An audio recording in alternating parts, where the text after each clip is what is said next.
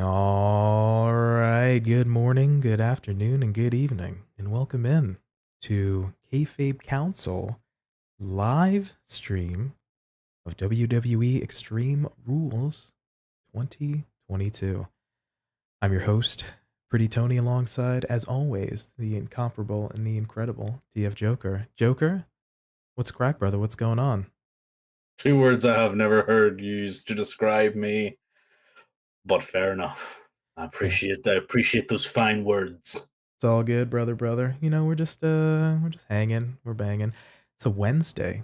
This is very, very weird. So, Yeah, it feels awkward. We're so back to streaming. We're back to our roots, as it were. yeah. Um, I have never streamed on YouTube. This is all awkward. Uh, Surprise. Yeah. So, yeah, it's something a little different. yeah. I mean, it's gonna be fun, right? It is. I mean, we're just gonna have some fun. We're just gonna hang Yeah, out a little bit. This will be a little bit more of a free form, kind of an episode or just kind of a live stream or a kind of a piece here. It's just we're gonna hang out. We're gonna chat a little bit. We're gonna simulate the matches themselves for the pay-per-view upcoming on Saturday, WWE Extreme Rules. Yeah, just kind of have some fun. So yeah, that's sort of the game plan for today. So we appreciate folks who are gonna be jumping in and kind of watching this later. So we appreciate y'all so much, and yeah, we're just gonna have fun with it. So as much fun as we can. But if the game is screwy, then what can we do? yeah, that's As in, it gives us screwy end results because we all know who are the real winners here. Us, the fans. yeah for sure. So we're excited to yeah, again, just kind of have a little fun with it and just simulate the matches. And for those that aren't aware, WWE 2K22, much like all the games, can be a little buggy. It's prone to crashing on all, PC, PS5, Xbox Series X, Y, Z, and all that stuff. So yeah, so we'll take it as it goes. And we'll just kind of roll with the punches, but just again, we just have fun with it. So just like I said, do the thing. So all right. Without adieus that are further, The Joker, furthering of the Jews. the furthering of all the adieus, I'm gonna go ahead and fire up the old game and okay, Gimmickmobile? the game of my bob. So I'm gonna get The myself. thingamashoop. Yep. I don't know. So Insert all words for. I was having this conversation with my friend like not too long ago right, about it's a very me thing that okay, always is like anytime I'm not 100% sure of what I'm going to say, right? right. I always just say the thingamabob, the whatchamacallit, the who's my jig, the it's just like it's just like I've never heard anybody else just say those phrases together. Right. You know what I mean? It's not something that I've heard too many people as well in conversation if they just completely forget their minds. It's like, oh yeah, you know that because like people would normally just kind of pause and wait and think of the word. I just the whatchamacallit, the thingamajig, Right. who's my bob. Yeah, I think it's one of those things that as you're sort of doing improv, you're trying to think to yourself, well, I have an idea of kind of what I want to say, but I haven't gotten to the full thought yet. So we're trying to navigate and think my way through it. Yeah. But, I'm halfway there. I have the idea, started it, don't know how it's going to end. And then, yeah, you could either pause your thought like this, or you fill it up with kind of gibberish or, the sort of doodads, the whatchamacallits, the schmagiggles, all of the things. So, Gibberish is the best. Gibberish yeah. is the best. Like Oh, there's nothing else to say. yeah. Just fill the void with gibberish Yeah, just kind because of, silence is awkward, you and just then kind it of makes make it, other people feel awkward. you just have fun with it. So it's all good. But yeah. So let's see here. Okay. Figured we'd got 6 matchups here today. Mhm. Figured we'd start off a little bit hot Ah, with the with the Brawling Brutes versus Imperium in a good old-fashioned Donnybrook match. So let's is this the Ivory Coast edition Donnybrook, or is this the Irish edition Donnybrook? That's a fantastic question. I believe I would hope that it's a united UK, because we have representatives right from Ireland and the UK in the Brawling Brutes, and then we have Austria, we have, I believe, Germany for Ludwig Kaiser, and then Italy from Giovanni Vinci. So Giovanni Vinci. So. Yeah, so as long as we have the Ireland flag in there and not the Ivory Coast. I mean, we'll see. Again, just one of those funny things. It is indeed one of those funny things. All right, so let's set up here. We'll get that first matchup set here. Okay, Sheamus. Ooh. Okay.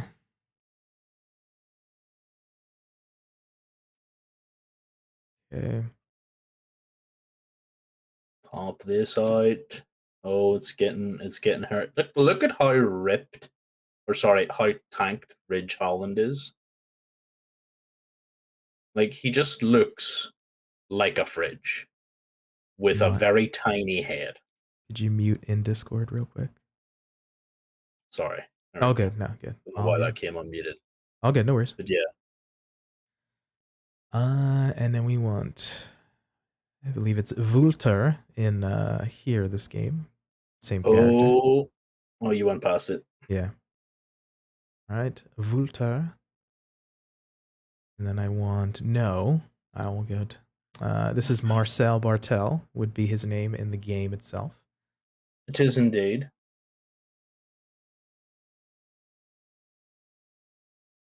Okay. Again, why is Ridge 95 and Sheamus is 85? Because I have a CAW, that's why. There we go. And I believe Fabian Eichner is his name in the deal here. Yep. Okay. There he is. There's the man himself. All right, select the arena. Okay, Extreme Rules 20K. Let's go with match rules. Okay, pinfall submission is fine. 2 or 3, no. Yeah, I can do K. Knockouts. Yeah, sure. It's really just a normal match, but with DQs off, really. That's all this is going to be. Let's just do Falk Sound anywhere, because why not? So. Yeah. All right, boom, boom. Okay, standard referee is fine. We'll try for entrances. Entrances on. Ooh, okay, right. Okay. This is we'll make it because it's a regular match. It's not like a specialty, so we'll see. Yeah. So. We're just kind of mashing things together here. A normal match.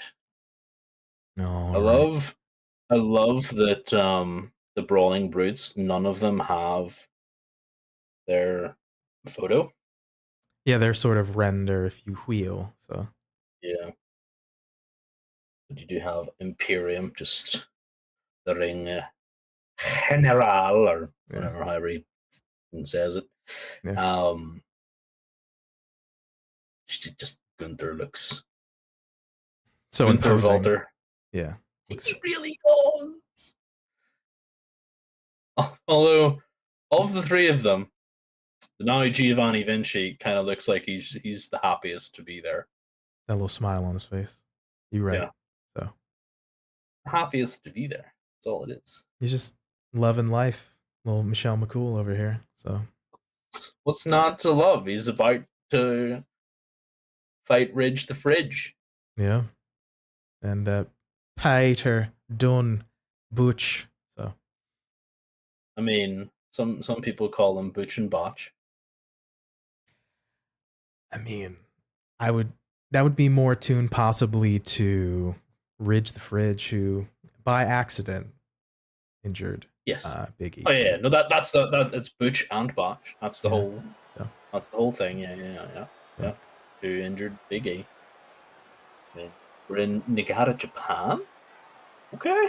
The following contest is a 6-man tornado tag team match on the way to the ring at a combined weight of 744 pounds. That's a lot of beef. The Bruiserweight Pete Dunne and the Celtic Warrior Sheamus. Sheamus. So. It's just. Falaba. So. All right. Fingers crossed we don't crash, baby. He's got on. Yeah, it's a nice. Yeah. It's like a shoot. Very nice. Like long coat. Yeah. Yeah. Something I could definitely use over here with it being cold as heckers. Imperium. Imperium. Imperium. Yeah, Fabian Eichner shaking like crazy. Here we go. And their opponents. Skirt. Weight of 737 pounds. That's a lot of beef too. They're slightly lighter. They're slightly lighter. I think. Yeah. I mean, Sheamus and the Fridge both have quite a lot. Yeah, they got some girth. Whereas Marcel was leaned down. Oh yeah, for I'm sure. so glad Imperium's back, honestly. So glad Papa H brought back Imperium. Agreed. It's just so much more imposing when you see all of them kind of together. Crazy. It's ridiculous.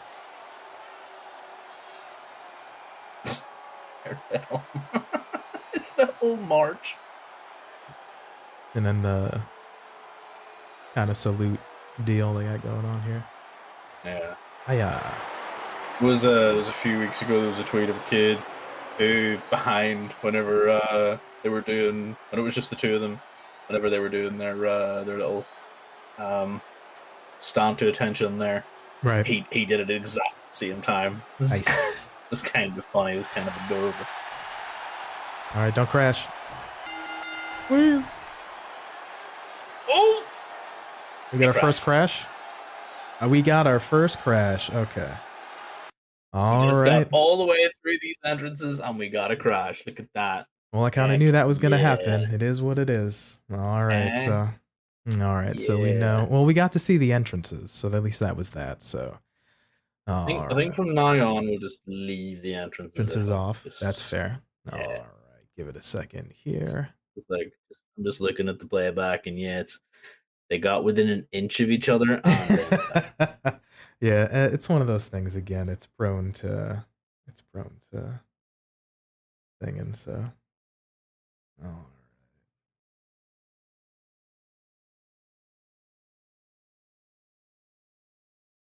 right. Well, at least we got the first crash out of the way. So it is what it is. Good start to our comeback to the streaming world. There we go. I mean, it's a kind of a buggy game, so it is what it is. All right, so.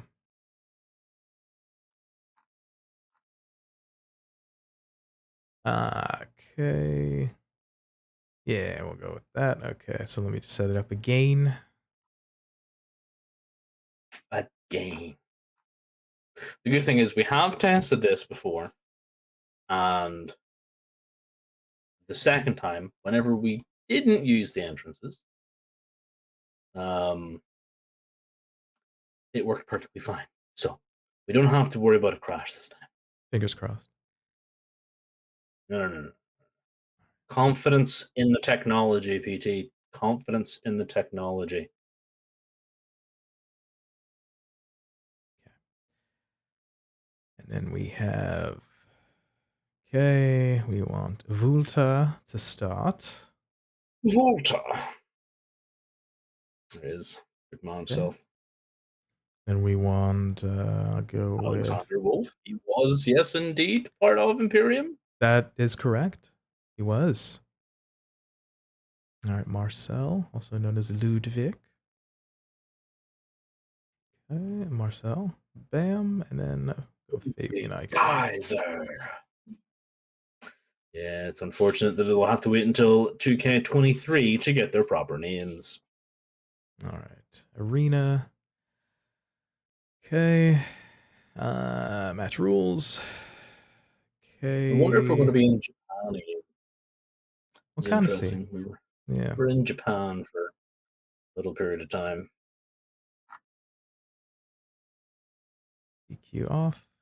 Rope break, fine. Elimination off. Boom, false count anywhere. Yeah, keep it simple.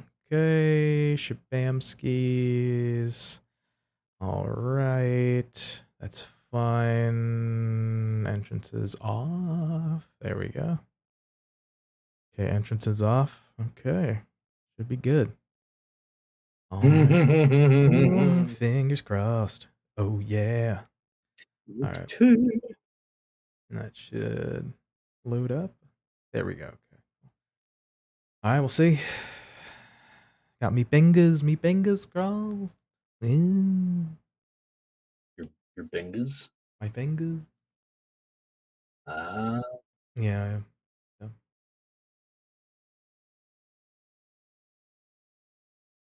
All right. Let's see here.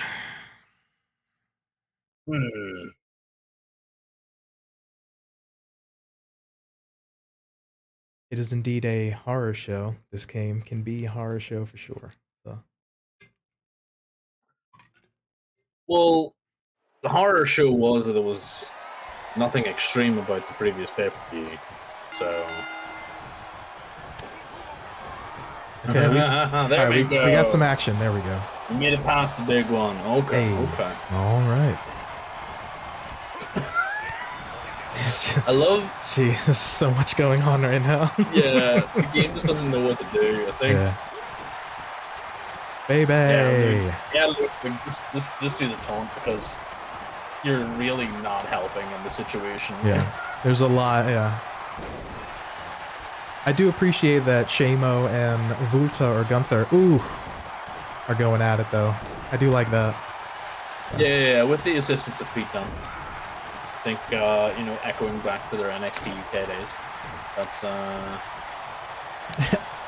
Ludwig Kaiser just doing AJ Styles taunts. That's fine. Is he? He was doing like the arm gimmick, so he's like, hey. So. I was paying attention to the... no. Alright. Okay. Really? Yeah. Oh dear, I think it's just going to be one of those things. We might actually have to talk about the dang match. So, all right, maybe give it a second. The six-man is a bit much for it. Yeah. All right, so we'll do it down. We'll do it down to a 4-man. How about we'll do that, if anything? Jeez Louise. So, knowing that this was going to be a bit of spaghetti, I always knew that. So again, it can be a little bit of a buggy game. It is what it is. So there's too much action. We did only test it with a 1-on-1 the other day, so it's not as if we did test the big 6-man and you did want to go big or go home at the start. So 100%. So yeah. So yeah. All right, so we'll keep it to a maybe a 4-man. So. All right, so we're taking Ridge the Fridge out of the equation, and we're taking Giovanni Vinci out of the equation. Then. So we'll go with Shamo and Pete Dunne, and then we'll go with Vulter and Ludwig. Essentially, I'm good with that. Okay. Yeah. All right.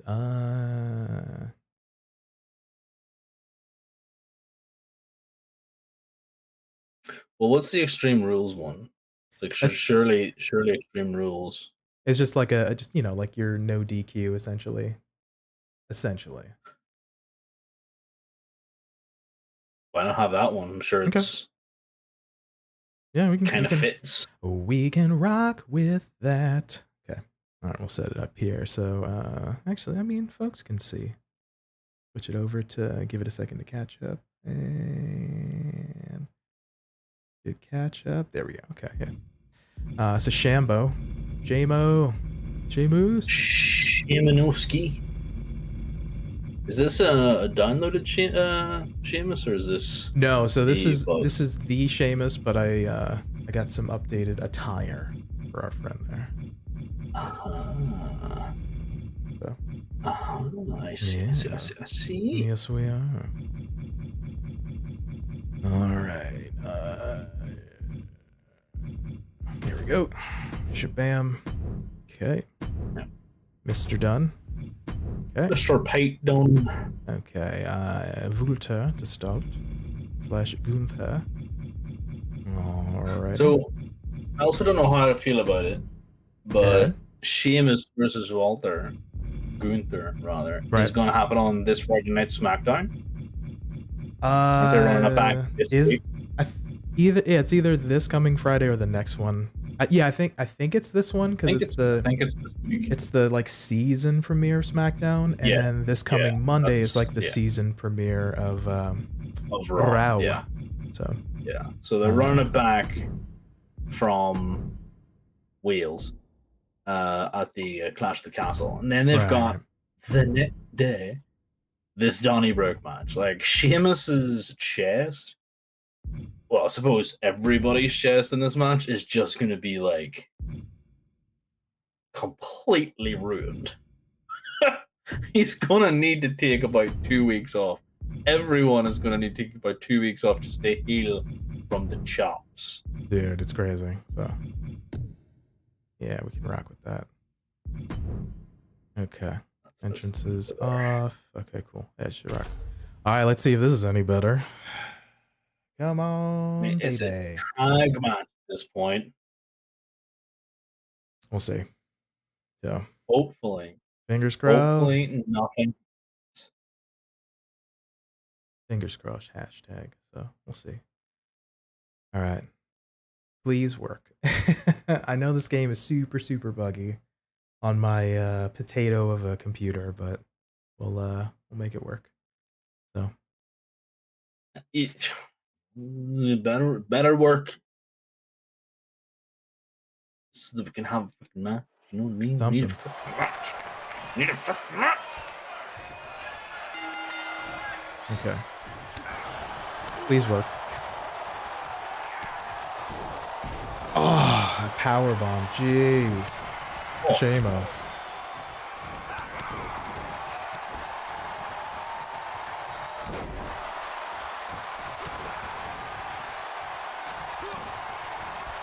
I do appreciate them pairing off again, Sheamus with Gunther.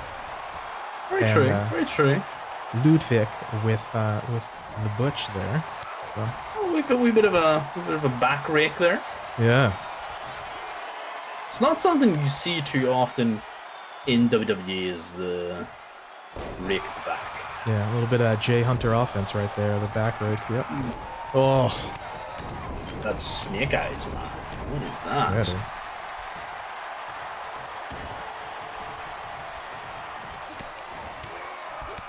Okay, let us get through the match, lads. Ooh. Oh, hanging him up.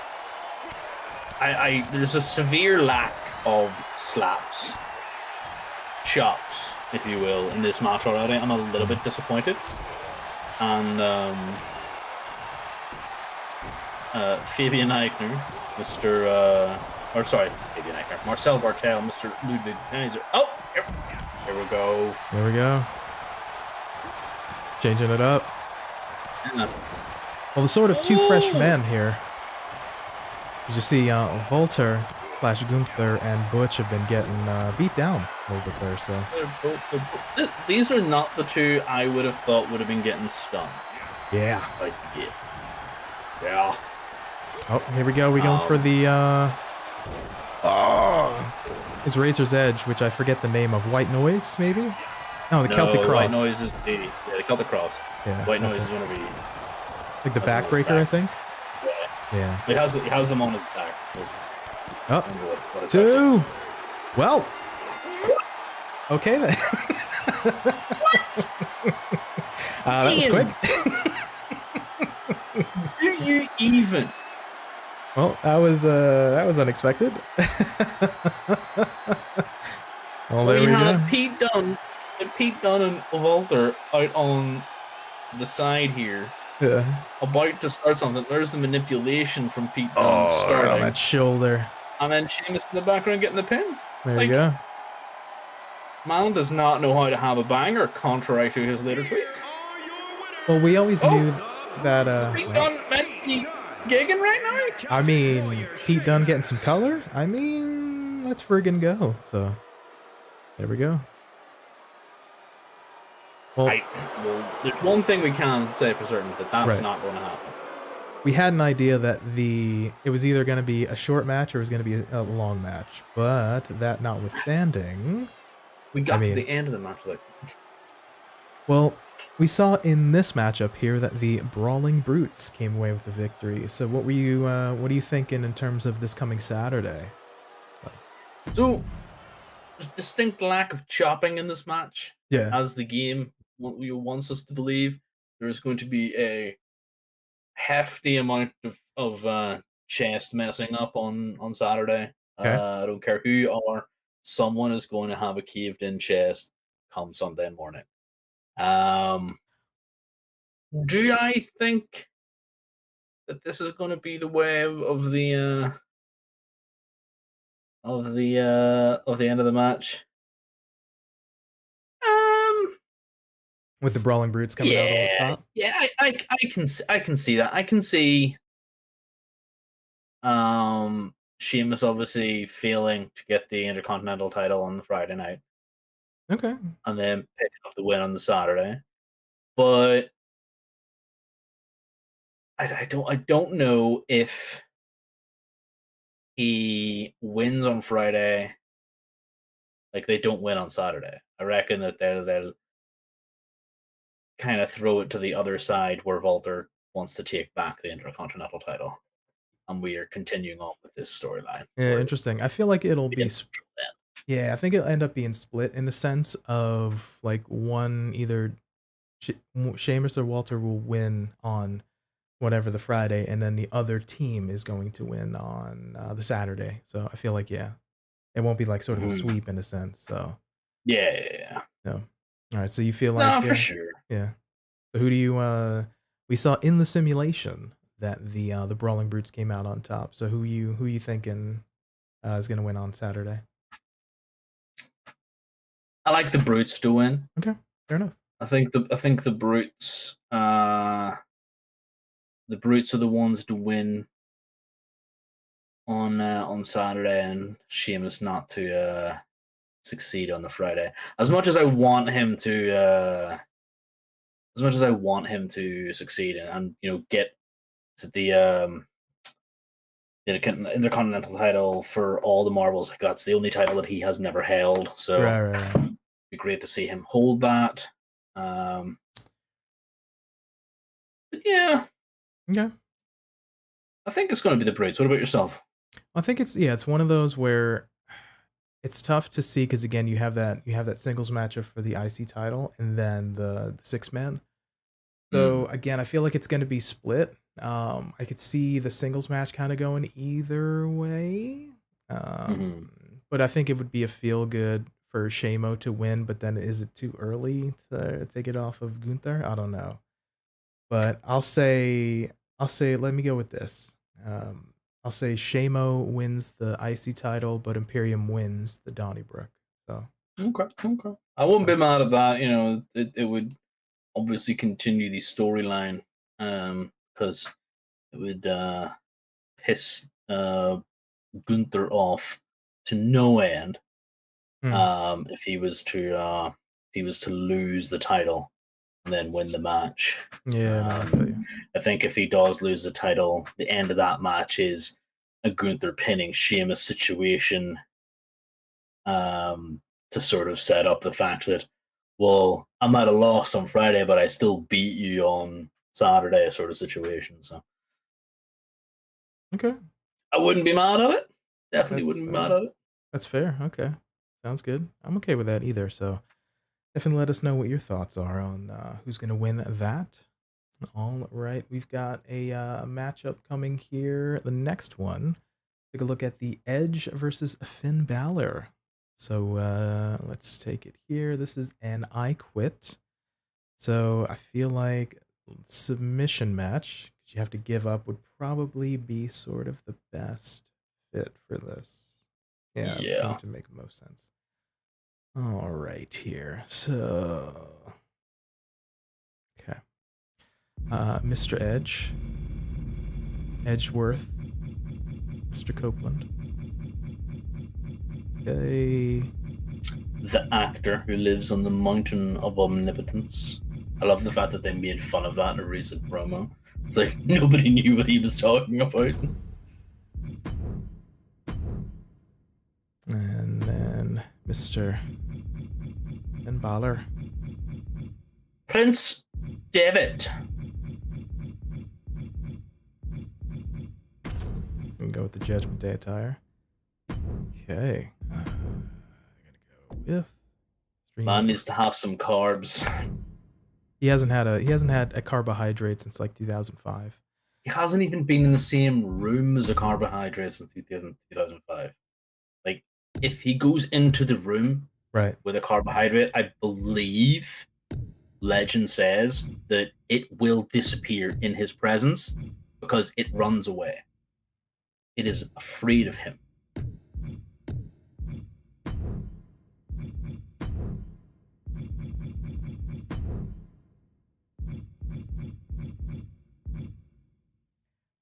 I want to give, because it's a singles match. No. Leave it off? Leave it off? No, leave it off. Leave it off. Don't want to have to go through all this rigmarole again. Yeah, this game is buggy AF. Okay. So we got that. Entrances off, and let's do the thing. Yo, Eric, what's going on, my brother? Eric, how are you doing, dude? It's my hey, Eric, how's it going? My good bud, Eric. Appreciate you, my dude. Nice. You think you know me? I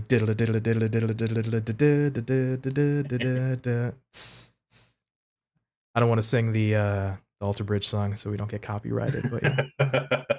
I'll do the alternate lyrics. Namaste, Dennis Leary. There you go. Oh dear. No. Eric, I hope you're doing good, brother. Hope you're doing well on this Wednesday. Appreciate you stopping in to say hello. All right. So we've seen here Finn with the Judgment Day. Obviously still feuding off and on with Edge himself, but has been since the acquisition, shall we say, of Dominic Mysterio by the pseudo succubus that is Rhea Ripley. Pseudo succubus? I mean, what other kind of sort of way to describe? She's sort of like a, kind of like, harlot's the wrong word, but it's like she tempted, she sort of, the impressionable Dominic and kind of brought him and sort of made him turn on his kid. So, and kind of whispers in his ear and stuff. So, yeah. More so than anything. It's just funny to hear more so. Yeah. Don't tell me we're gonna get a 30-second win out of Edge. What is this? DM, stop this. Better not, so. Yeah. Oh, again. I quit like 2 minutes in. Now you gotta build down, you gotta get a little bit more of a fight on that. Yeah. What on earth was that? I have no idea. That was a sort of forearm from from Brett's rope over here. Okay, a little it wasn't a Texas cloverleaf. Why can't I think of that?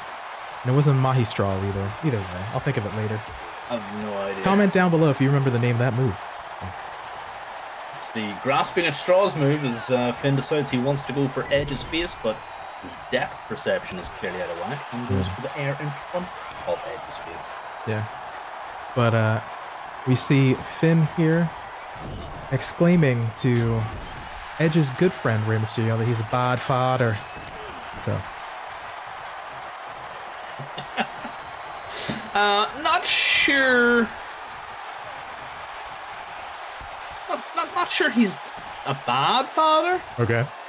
But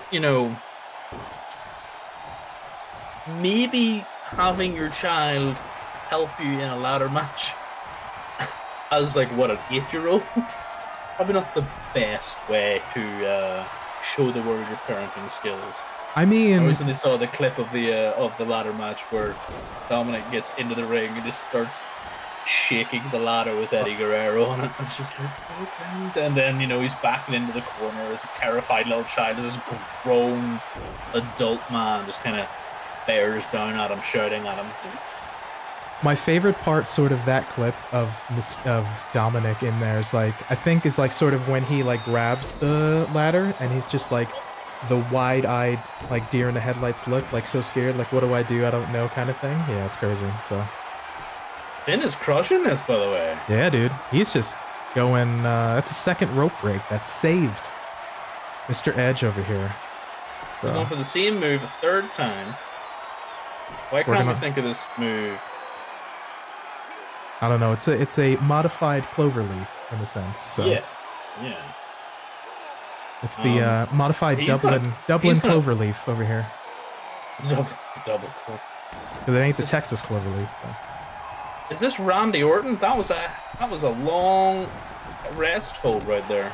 Ooh. Again, going off Brett's rope there. Yeah. And we see an interesting note that we're going for the targeting Edge's legs in his back, but then seems to just going for pure damage right here. So yeah. Can we see the coup de grace? Oh, the coup de grace. The coup de grace.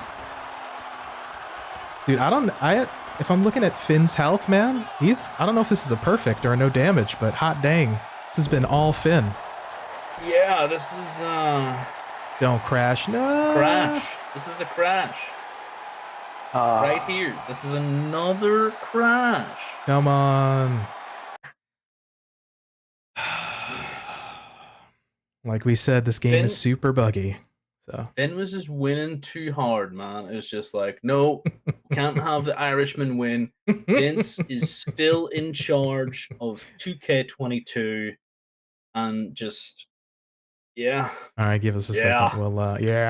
We'll get that set up back in. We'll see if the take two Edge can do any better on this one. All right, we'll see. This is gonna be the entirety of the thing where it's like, oh yeah, cool. We're gonna have the first match and then the repeat of the match because it crashed. That's all good. So you make it work.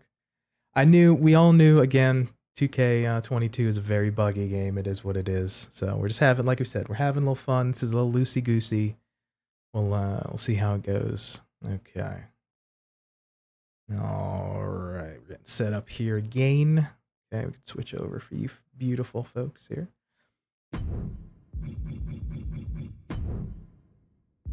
All right, try it one more time again. Yeah, because we did, if you are just tuning in, we did have a crash earlier on with our big Donnybrook 6-man Donnybrook match. Yeah, the trios. We had to turn it into a tag match. That turned out to last about 2 seconds because Sheamus was not being paid by the hour.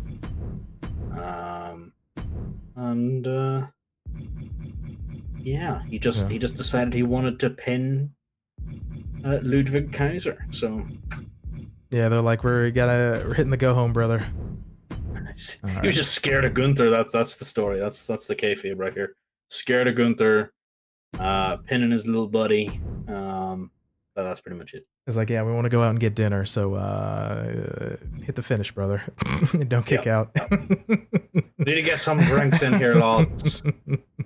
We're getting some drinks in here, lads. All right. Off. Okay. Off. Okay. Okay. Boom, boom, boom. Off. Okay, cool. All right. Fingers crossed. Get this match in. Yeah, Finn, try not to win too much, please. Yeah, brother. Let's see.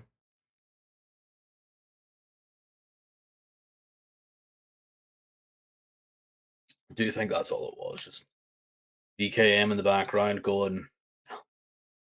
Turn it I can't off. have any of this. Like, can't have this small man from Ireland who can't cut a promo because of his accent take on my boy Edge and win. Like, It's not the way I book this match. So, yeah.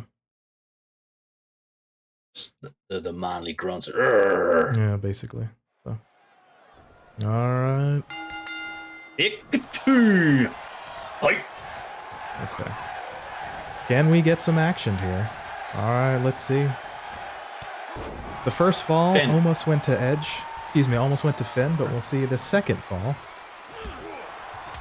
Still going to Finn. Man, Finn is just laying it in right now. Yeah.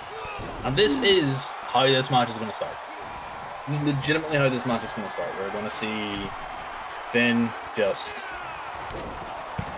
go With for the a hops. flying knee. Yeah, with the hops over here. So. Isn't that a demon, Tom?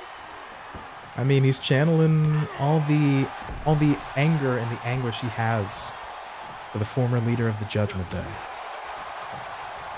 Yeah.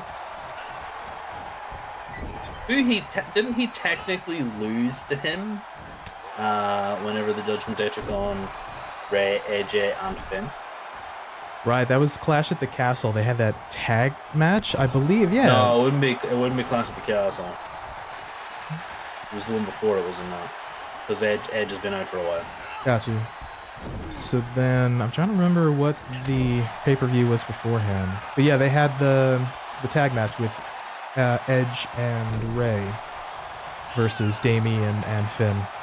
But I think Edge and Rey got the win in that matchup, if I'm not mistaken, right? They defeated the Judgment Day? I believe so.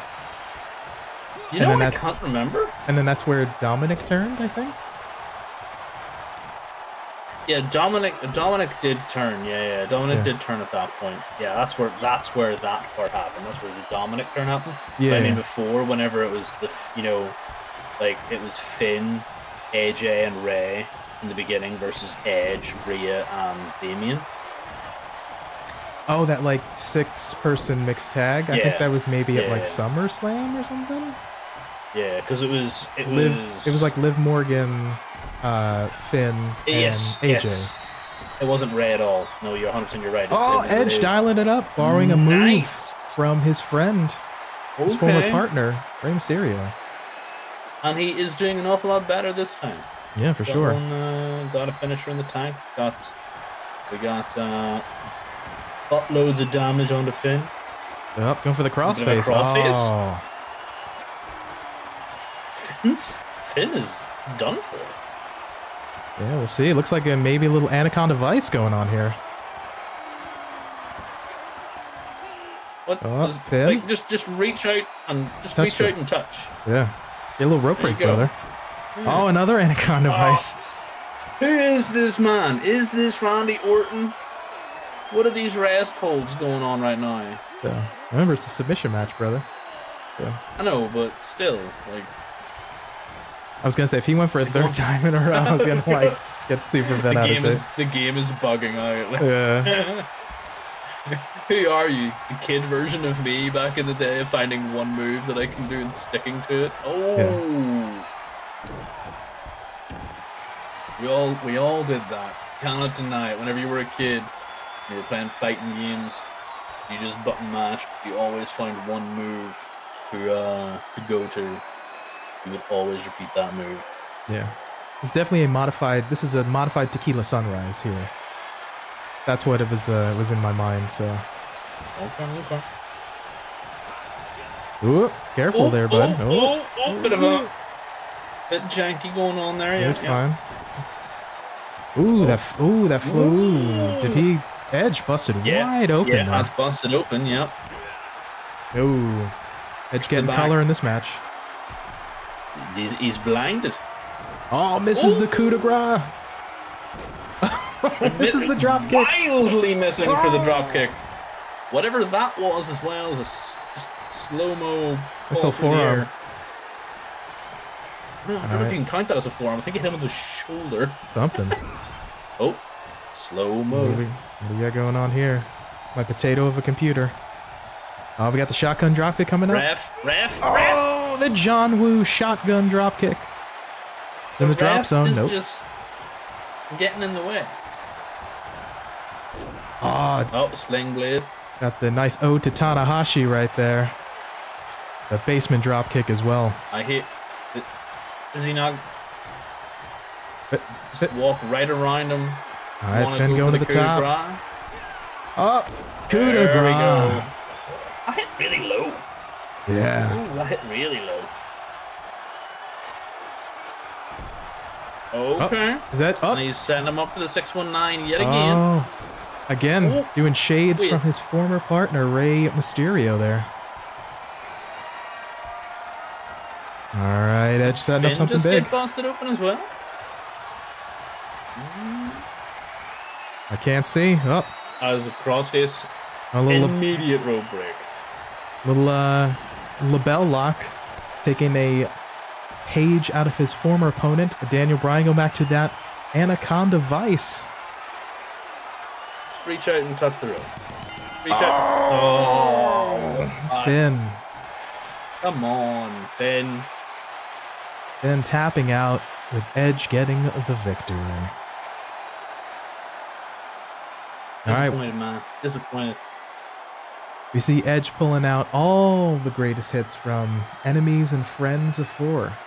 We've seen shades of the 619. We've seen the label lock. We've seen Anaconda Vice. Edge certainly adding things to his repertoire. What's the ref doing there? Just like, I'm gonna get in your way. I'm gonna get in your way. Easy there, brother.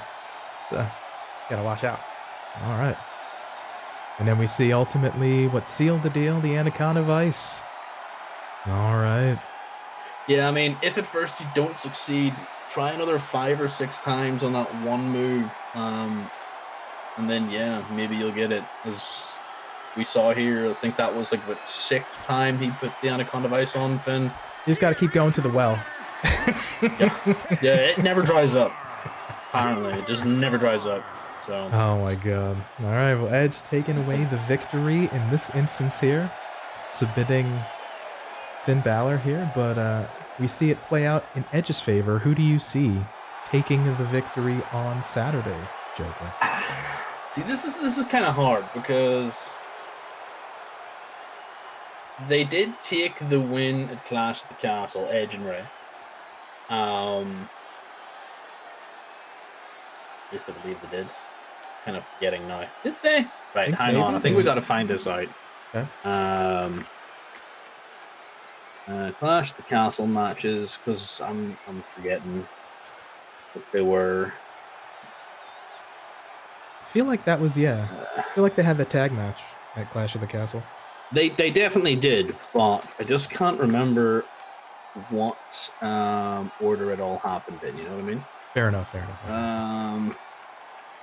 All right. Roman Reigns. Exit there. That's literally just about Roman Reigns. Nice. Okay, cool.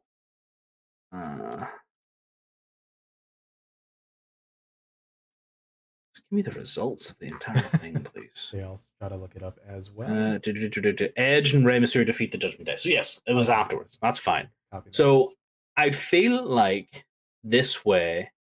Excuse me, Edge here.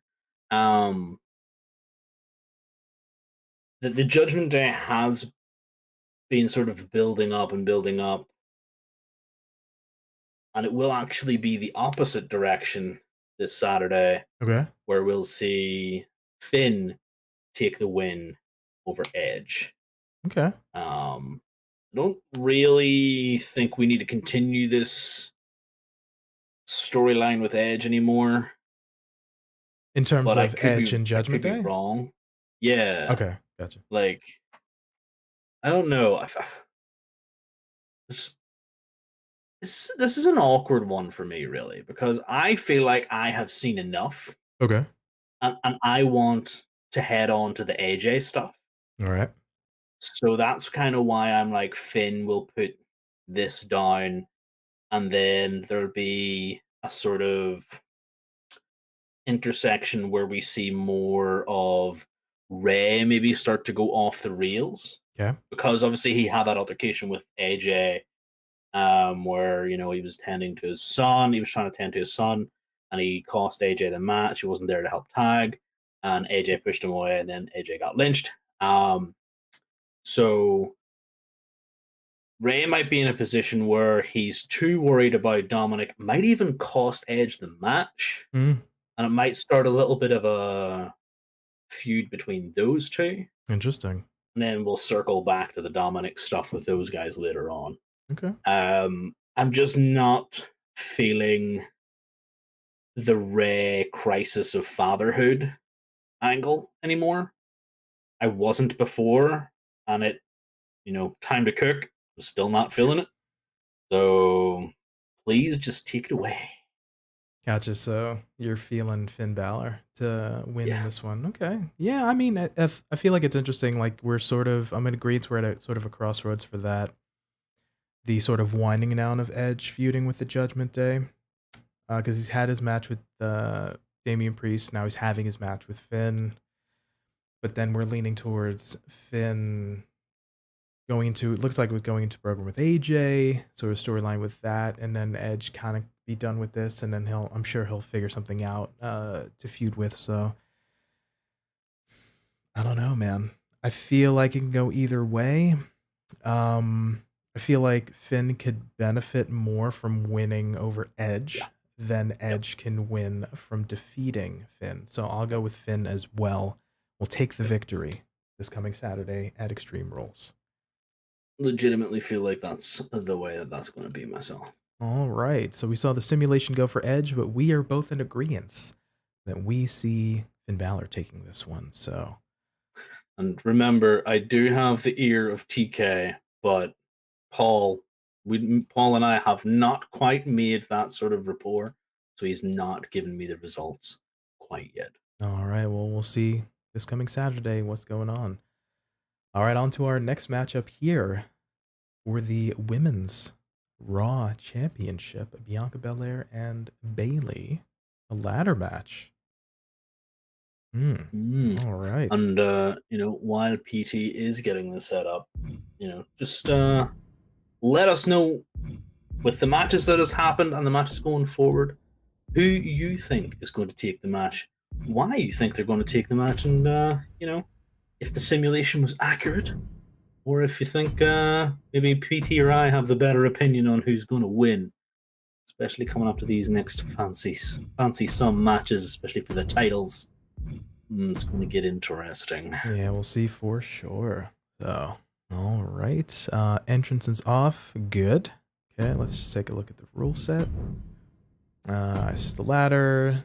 Good. Entrance is off, just to be safe. Okay, that's fine. Definitely need the ladders. Okay, entrance is off. Cool. And I'll have the title. Okay. For her title. Okay, sounds good. And let's go. Championship for the Raw. Start the title match. All right. Hashtag no crashes, baby. Let's go. Fingers crossed. We just gotta try our best. Fingers crossed, man. Yeah. That's all you can do. Yeah. Of my potato of a machine, but we're making it work so far. We've got 2 matches. We'll make it work. It's fine. Even if it crashes, it seems like it's fine whenever we do it a second time. Yeah, so we'll load it back up. If anything, this just plays into the hands of the aforementioned VKM, where he just runs everything back anyway. That's true. This is legitimately just a day in the life of the mind of what once was WWE. That is also true. So, if at first you can't remember that the match happened, run it back again. all right. EST. Coming into this match, I have to state that I am rooting for Bayley. Okay. Personally, I think those fans need to get out of the way of that ladder first of all. You damn right about that. But I do think since she has come back at SummerSlam that Bayley has done an absolutely amazing job. And even before she left, like, I feel like she was on the run because she left with a knee injury, I believe it was, and she had to go for surgery and everything. So she was on like an upward trajectory, and was probably one of the ones who was going to be able to compete for the titles anyway. So Yeah, she was, along with Sasha as well, she was one of the, and Asuka, she was one of the champions of the sort of Thunderdome no crowd era, where she was just killing it and holding it down and just having these kind of great segments and really good matches as well. So when they were just about ready to go back to touring, that's when she ended up hurting her knee. So yeah, so SummerSlam, when she returned, was the first time that she was in front of a crowd since this whole global Panasonic ended up happening. So yeah, but Bianca here getting some decent offense in and decides to miss the crossbody. Oh, you gotta watch that ladder. Watch it. Oh, okay. Just kind of resting on Bayley's face. I think it just. Yeah, but Bayley's been super hot since she came back at SummerSlam with I mean, Dakota and Io again. Now the women's tag team champions, and man, they're just all over Raw. I thought we were gonna instantly give the title to Bianca. I think in this one you gotta work for it a little bit.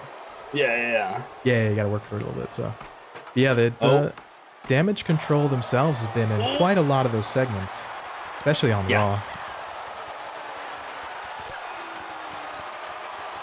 And then this past Monday as well, they ended up taking out Bianca, Asuka, and Alexa Bliss. Yeah, and there was some obvious glitching in the Matrix while that was going on. There was definitely something happening. Number one. Number two. Bayley working on the championship here. Yeah, there we go, Bianca. Good job. Oh, the catch! Now, normally, I would say that an awful lot of the stuff that goes on in these games, some of the athletes could not possibly do within the real world. But I do believe that is a very real thing for Bianca to be able to do. Did we get a... Okay. We got a crash. Another crash. I'm waiting for the prompt.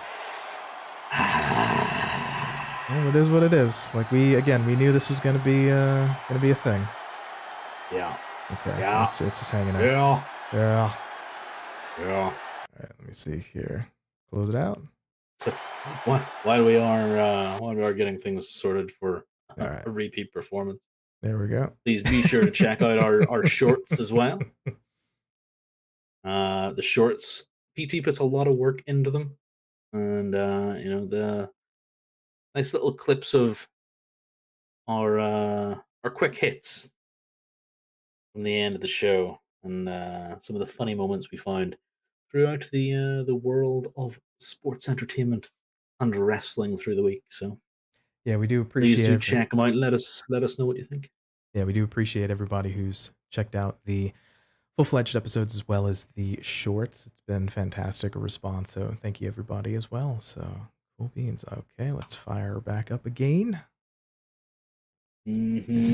All right, Shabamski. Okay, bam. Okay. That.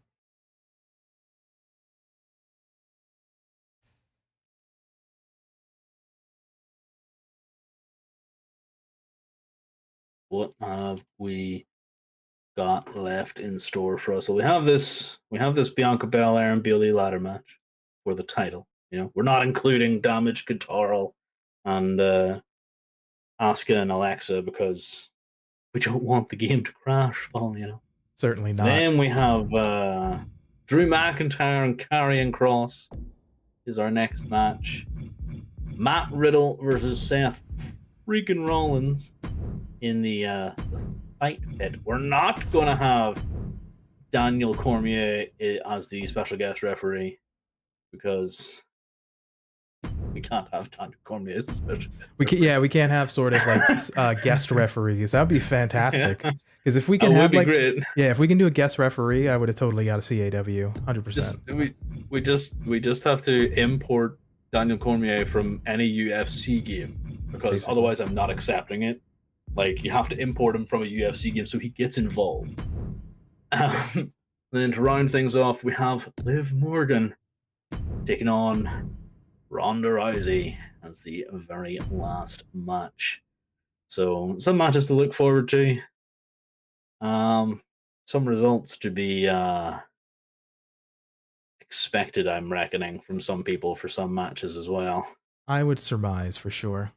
So there's definitely some sort of favorites that folks would think. So yeah, we're getting back into my favorite Bayley versus the standout that has been Bianca, but as with a lot of long-term babyface champions, she's steel. Like, I'm just not interested anymore. yeah, I want to see the title somewhere else. 100%. So a lot of times the babyface, the chase is more exciting than the title reign. So that's just kind of how the story plays out.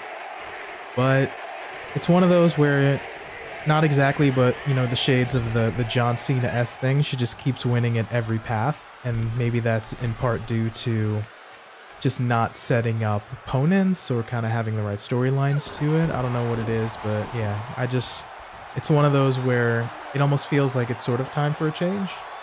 In a sense. It's also like her abilities exceed that of a lot of other wrestlers, individuals. Like, as we saw there when she was just hoisting Bayley up by her neck. Like I said, a lot of stuff that you don't think some wrestlers can do, but Bianca is just that strong and that capable. Like, whenever she just does anything, it's just effortless for her. Don't tell me it crashed again. Come on. Yeah. Looks like it's gonna crash. Cheese and biscuits. So I knew this game was like super buggy, but hot diggity daffodils. Friends and family. Let's sort your life out, mate. So sort your life out. All right. Yeah, I mean, we can continue on with it, or we can just talk about this and move on to the next one. I don't know if the ladders are going to be probably playing like the sort of accoutrement in the background. Yeah. Probably just going to be adding to the issue. So I don't know. I'll give it you might have to take the ladders out of it. Oh, we're gonna have a ladder match without a ladder. We'll give it one more go, and if it, so just to kind of set it up. Hopefully, fingers crossed, go nice and slow. Yeah. So, but yeah, I think it's one of those. I mean, I almost feel like it's time. It might be time to capitalize on Bayley's sort of really good, comeback and kind of situation, and I think it's really good to maybe put make the change. So, okay. Yeah, I do definitely think that it's time to make a change. Hey, look, how's it going? What do you guys make of the rumors of Charlotte coming back to Raw? Yeah, did you hear about this? I had heard. Yeah, the recent rumors of Charlotte coming back after Ronda broke her arm as she left to go and get married to, of course, Andrade. I don't know. I'm in a very awkward position here, Luke, because I'm a real big fan of what everybody hates, because it annoys them, and it's sort of, if it annoys you to no end, then I get a kick out of it because they're obviously doing their job. Coming back to Raw, like, unfortunately, Charlotte's also in the position of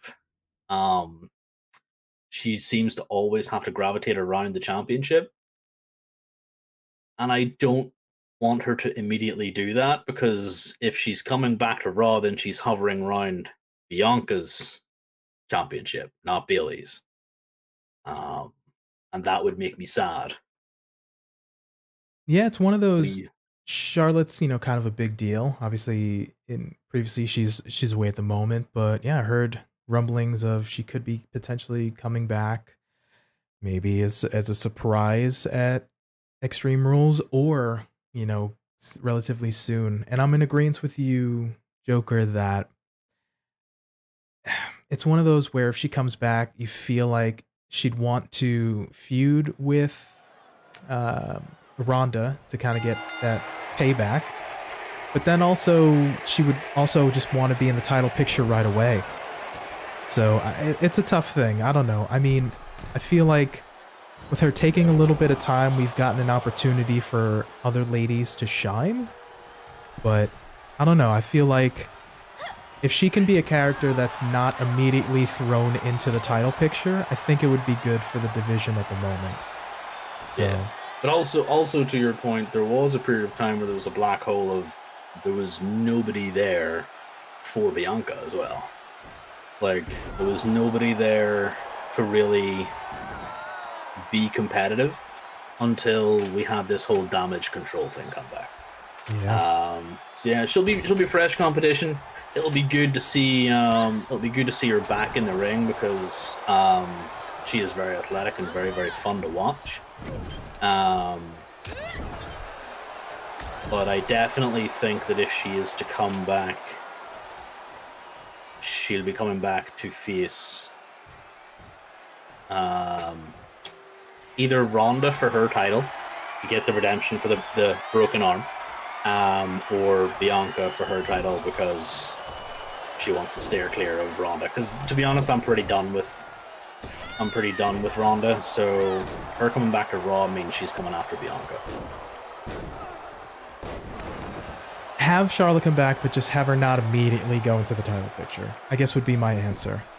Because obviously a little bit of a star presence to Charlotte herself, but yeah, I think it's just, let's just have a little bit of a break. I think that's impossible to do. Honestly, no harm. I think that is honestly impossible to do because flares are synonymous with titles, especially Charlotte. I think she's up to 11-time champion, if I'm not mistaken, something like that. She's huge. Yeah, she is huge. Oh, Bayley, jeez. A big old bump. Yeah, that's definitely going to happen. Oh, Bianca, what we got?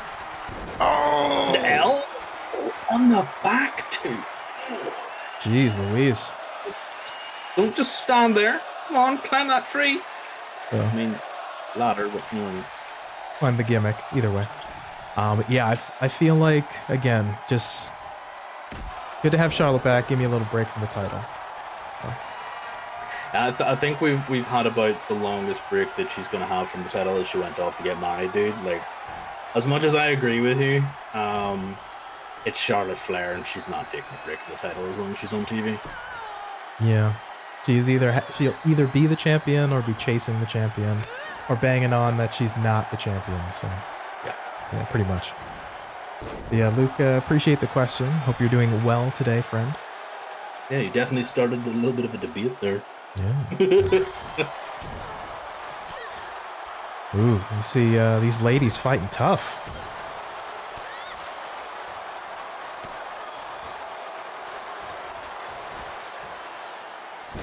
Oh, the Bulldog.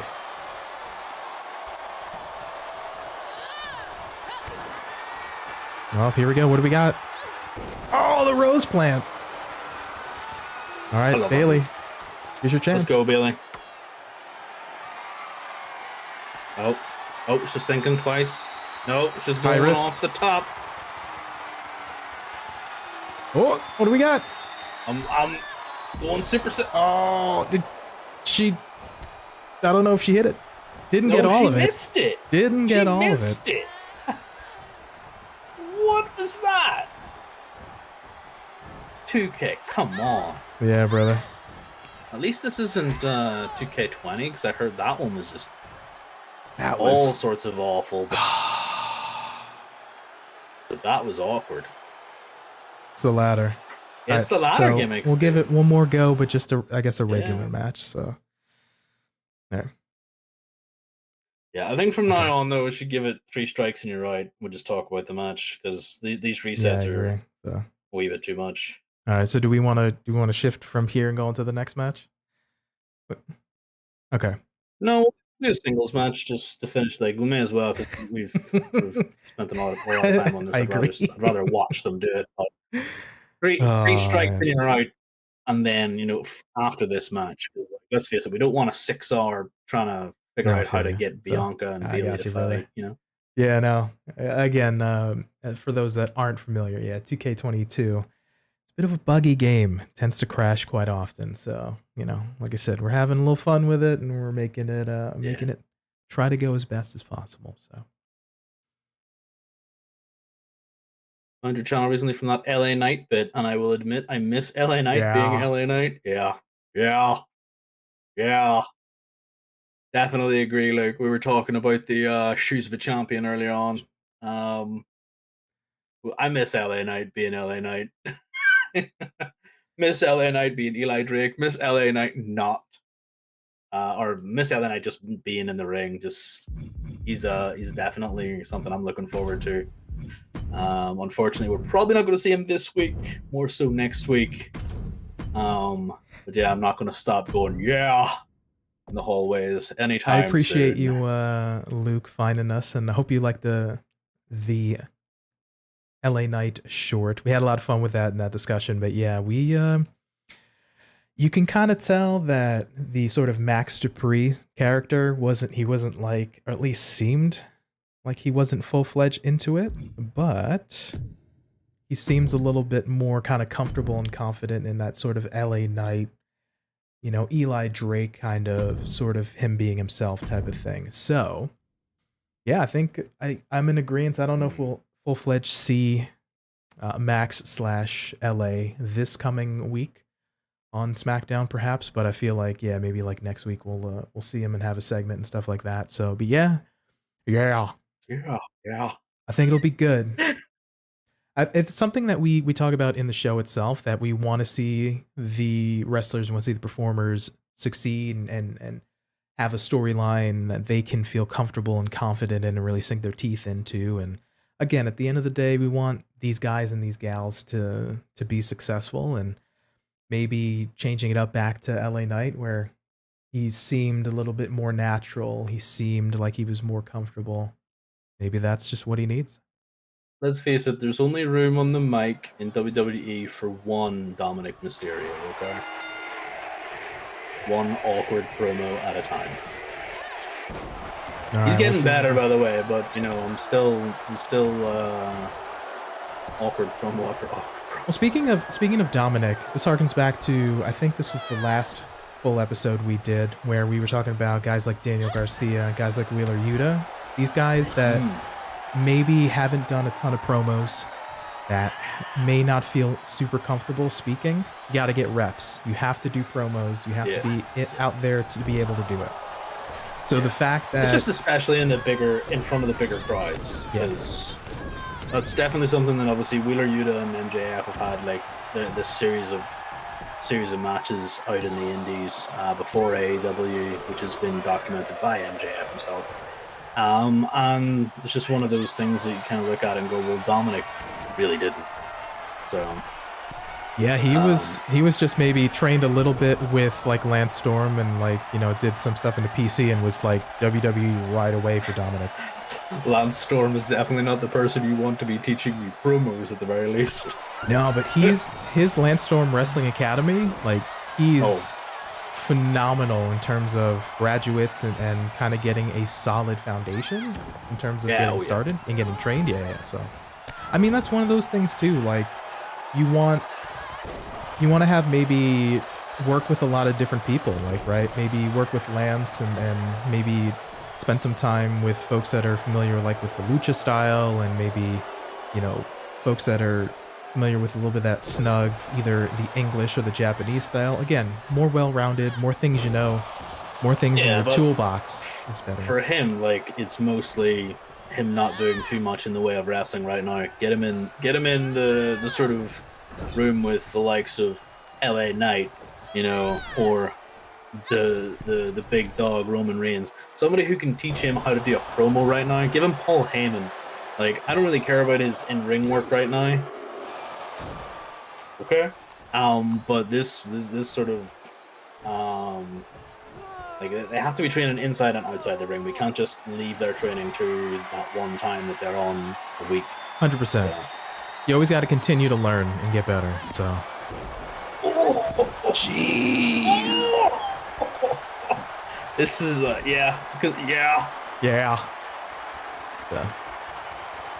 Man, they're going in right now. So. Yeah. But yeah, in agreement, you was need unintentional. you need reps on the mic. You need reps in the ring, and that's how you smooth out those edges. That's how you get better and become a better performer. 1. Well, it's 2.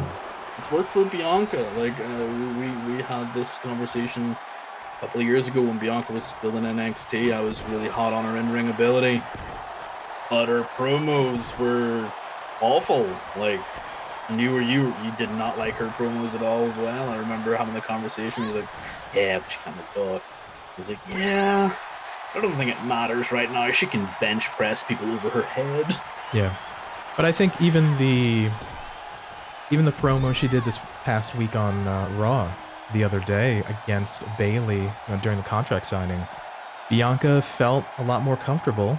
You know, I think she's working to her strengths. The old Paul Heyman adage, accentuate the positives, hide the negatives. You know, she's the character, whether it's a face or a heel, the braggadocious, I'm the EST, I'm the best, I'm the strongest, fastest, the best type of thing. Obviously playing up that character. And then, whoa, Bayley shaking over here. Where did I go? Well, where did I go? Tuning up the band over here. But to finish that point, yeah, she's getting better. She can play up that angle, and Bayley still, she can be a good promo, and she put over her opponent, but also put herself over, made me interested in the match. So anytime you can spar again with somebody who's better, whether that's in the ring or on the mic than you get better.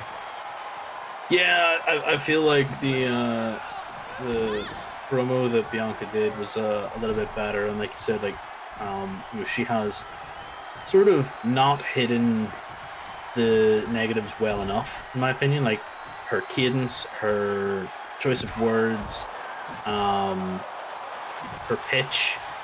Like, some things in the promos just feel awkward sometimes, but like whenever she was like, "Oh, come in, let me tell you," and all this here, I was really interested in the promo from that sort of point of view. So it was definitely better than the ones she's done before.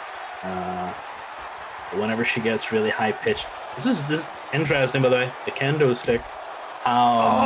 Breaking the stick. But it's definitely one of those things that I think Bianca is one to get better in recent weeks as well. Yeah. Because she certainly does not have to improve much, if anything, in the ring. Yeah, she's definitely, like we've talked about. Oh, the cover here. 1, 2. Oh. Yeah, I was gonna say, but there's a rope there as well. Game, please remember the rope. Yeah, Bianca again has this sort of powerhouse, but also this athletic style. So she definitely has this combination that's very unique to herself that not a lot of the other ladies have. So again, I don't think anyone's kind of questioning her in-ring ability, but yeah, she'll, like I said, when you work with other folks, when you have a town hall or a series of promos there, she'll get better, obviously. So again, she's only I think it's 2022, so she's maybe 4 years or something in the business, so she doesn't have a huge amount of time. Yeah, she's an athlete, not a wrestler. Yeah. So, I forget who I was reading an interview with. Gabe's gonna crash. No! But they say you start to feel really, really comfortable in the business about 7 to 8 years in. Jeez, it's right on the ladder. Up, we got a pin here. Yeah, this is gonna be it. Let's see. 1, 2, and that's it. Bianca retains. This could be match, though. Could be match. So, all right, we see the outcome here of Bianca retaining. All around, just hard-hitting matchup, which we expect. I'll throw it over to you, Joker. Who do you see taking this matchup here?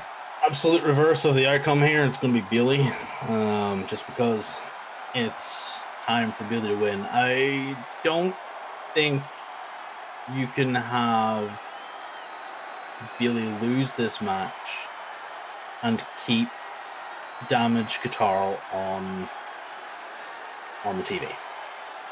I'm gonna agree. Yeah, it's just one of those things. If she loses, you kind of have to take Damage Control away for a couple of weeks, and you can't do that to your tag champs. Oh well, looks like the replay is about to crash anyway. Oh, there you go. So I mean, I feel like it's going to be Bayley to win. Definitely one of those things. At least it crashed after the match. There you go. There we go. Brighter side, baby. Yeah, definitely going to be a Bayley win for me, and it'll make me happy because she'll be a champion again. So, what do you think? I'm gonna agree with all your points. I mean, I think they have so much momentum for Bayley as well as Damage Control, right? So, we talked about a little bit earlier before a subsequent crash, but notwithstanding, I am in agreement that Bayley's going to come away with the championship this coming Saturday at Extreme Rules. So I agree. We both feel like it's going to be a Bayley win there. All right. Next on the docket, we have Drew McIntyre and Karrion Kross coming up. All right. Ooh, baby. This will probably just be a singles match because there is no strap match in the game, I don't think. No. So I'll put it as sort of an Extreme Rules match here. All right. Yeah. So we'll kind of get this set up here. I'm just thinking maybe to, even though we have the aforementioned, or not the aforementioned, the next match being what it is, we may as well just do it without the cage, just in case. Yeah, so we've experienced quite a number of crashes here. Again, just because the game is a bit of spaghetti. So yeah. Okay, and Karrion Kross. Yeah, so we might just play that as another Extreme Rules match. So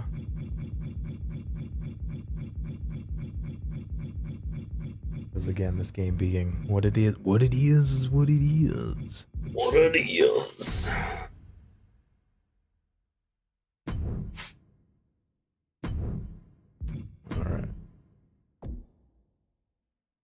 Okay, entrance is off. Yeah, start match. Okay. All right. Yeah, so this is going to be another hard-hitting matchup here. More so in real life, methinks.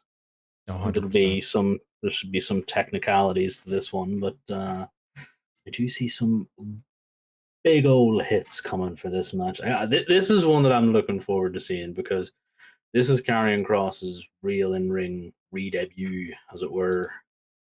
As far as I'm aware, he hasn't wrestled quite yet, has he? I feel he hasn't had an actual match.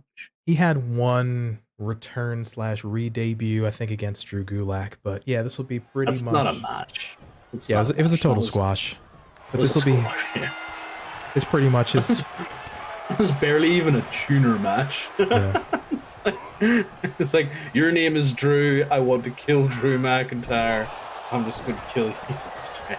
Well, there you go. So, yeah, but this will be his first full-fledged match out the chute, so we'll kind of see how we got going on over here. So. I have to say, I like Kross with hair more than I like him it's different. bald. Yeah, because I remember him saying that after he got let go, and he did I think an interview with Chris Van Vliet, he grew his hair out, and Chris was like, you're not bald. And he was like, yeah, no, I purposely shaved my head. The reasoning being his character of being cold and calculated and very meticulous type of thing. His thought process was, well, if he's gonna, sort of be tactical and things like that, just having no hair or just a shaved head type of thing made sense for the character. Yeah. But since changing it up a little bit, he's just kind of have a little bit of a kind of a slick look. So it's definitely interesting for sure.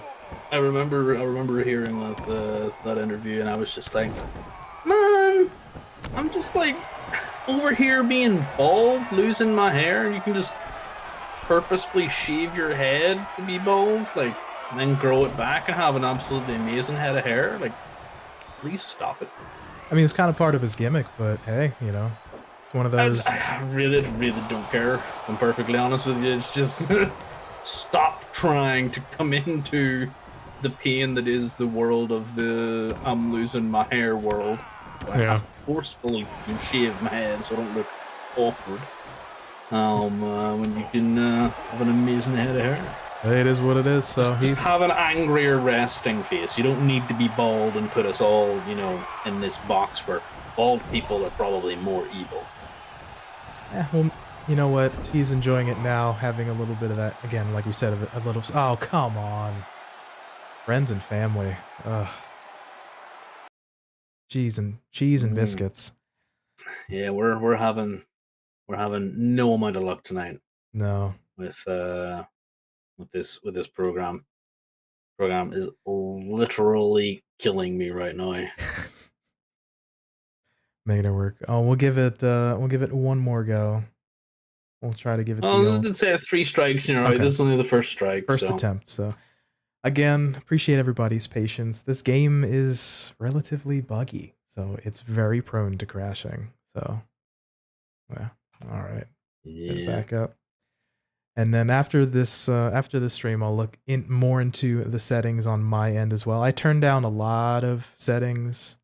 I turned down a lot of different stuff in terms of, trying to make it a little bit more full-fledged, cleaner, but kind of just it's the nature of the game. So yeah, if there's any way we can fix it going forward, like we will. So we will definitely have looks into it to see. The fact that there's a lot of articles on suggestions on how to work with the game crashing, it makes sense to me now seeing it full-fledged. Yeah. So it is what it is. All right. Okay. All right. Switch it back over. Shabamski. Yeah. So we're rolling with it. All right. Get it set back up here. All right.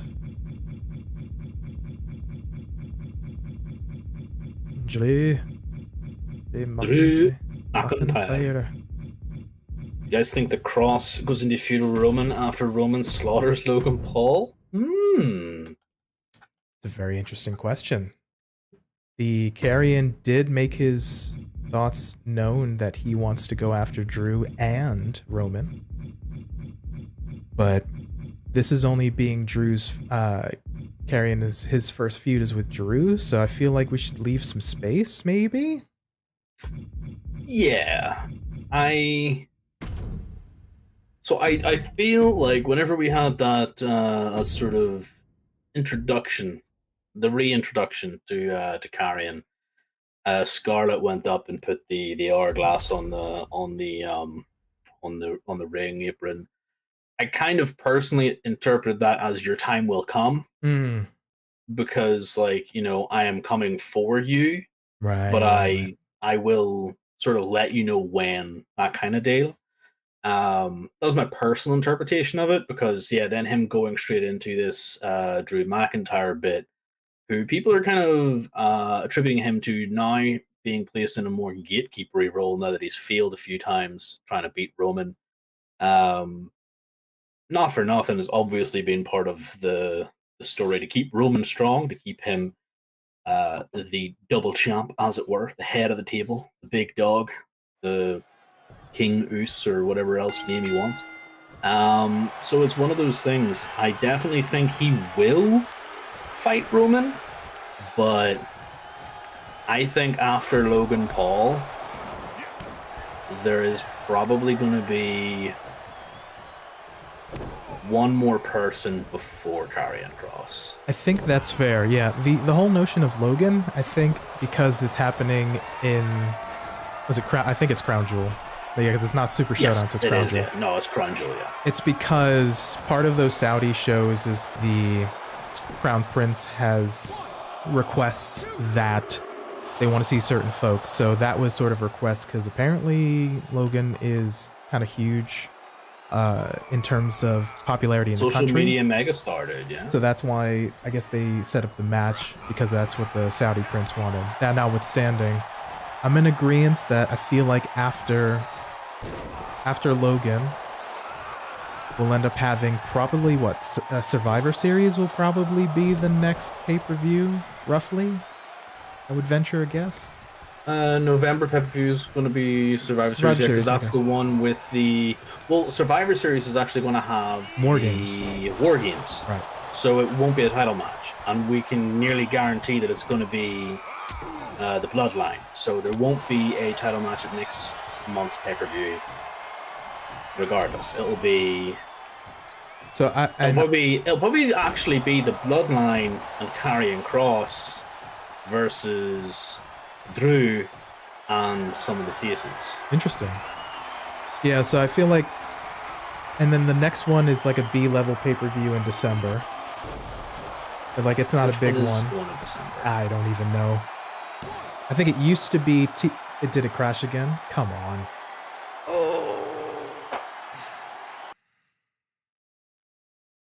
I think it used to be TLC was the December, if I'm not mistaken. But possibly, I think realistically, probably the next defense is like either a random SmackDown or like Royal Rumble would be probably the next title defense for the table head. We all know the Royal Rumble is going to have Cody come back, win the Rumble, and just win the title at the Rumble. Like I don't care who or what it is; it's legitimately going to be Cody. So we don't need any more than that. Yeah, it looks like it has as recently as 2016. 2016 it was TLC. And then 2017 it was Clash of Champions, and then 2018, 19. Yeah, so TLC was up until last year. Then last year, you know what, Luke? I believe you're right. I think they foregone the December for that day one. Yeah, I think you're right. I believe so. Yeah. No, you are 100%. Yeah, no, you're 100% right. I did forget about the day one show. You are completely right on the day one show. That's if it's still going to be a thing. Watched it this year. And well, I think it's going to be day one. I think they like the day one show, and it's also a really, really well-rounded event for the Usos. So the Usos are going to be on day one ish. Day one ish. Yeah. So I mean, the Usos are definitely going to be there. Whether or not the big Us, the big Tribal dog, Chief, the head of the table, the needle mover, Tribal Chief, needle mover, yeah, the King of Samoa, the Mini Rock, the dog, can't think of any more names. The biggest of dogs of all the dogs. Roman Reigns. Yeah. I mean, the biggest dog, except whenever he's compared to the bigger dog that is his cousin dog. That kind of dog. But yeah. It's just one of those things. I don't think he's going to be on day one. So I don't think there'll be a title match there. Like, do you think that Roman Reigns is going to want to work New Year's? That doesn't work for me, brother. That doesn't work for me either. I don't think he's going to be there. I think the Usos... What would really be good for me is if the Usos and Sami Zayn were, or at least Jay, obviously, the sort of bloodline feud started to happen in and around day one. So like a Jay versus Sami sort of match. We had that sort of thing going on because as with the Bianca thing we were talking about earlier on where things get stale, we were talking about how the bloodline was getting stale until Sami Zayn injected himself into that sort of storyline. And now it's coming to fruition. You have a sort of period of time on that entrance into the bloodline where it's going to be good, it's going to work, and he is the hottest thing on wrestling at the minute. Or on WWE at least. Where he's going to make sense. Yeah. For at least a few more months. And then you got to pull the trigger. Like, it could even be Sami Zayn who dethrones the big dog, the tribal chief. I believe.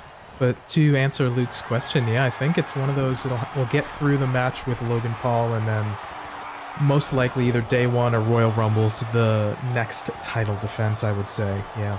So we got a little bit of time, most likely. Upcoming. Which could mean Cody Rhodes. You think he lines up a title shot for day one or Roman or Royal Rumble? I don't care. Well, I know you. It's just gonna be Cody Rhodes, okay? Don't I know you're a big Cody on this. mark. It's gonna be Cody Rhodes. Yeah, that's established. I'm the biggest Cody mark. But yeah, I think it's one of those where he defeated Seth Rollins with one bruised Gargano escape chest area. Getting out of it. Ooh. Yeah. Interesting way to get out of it. Well, Johnny and Drew, former Evolve tag team champions together. Yeah, I think it's going to be one of those.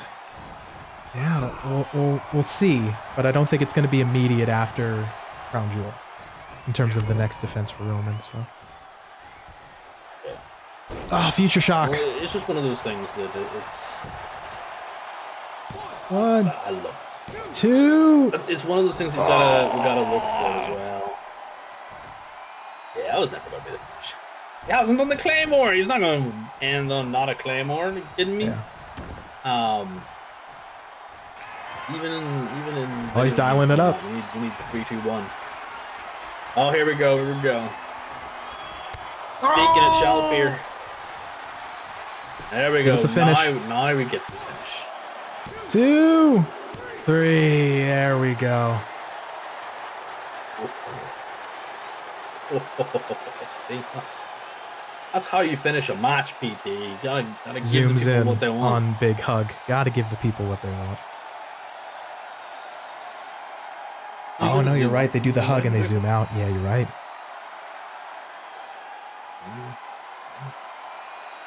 All right, so we see Joker. We see Drew coming out on top on this matchup. What do you see the outcome of this matchup here? It's a strap match, giggity, on Saturday. What are you thinking?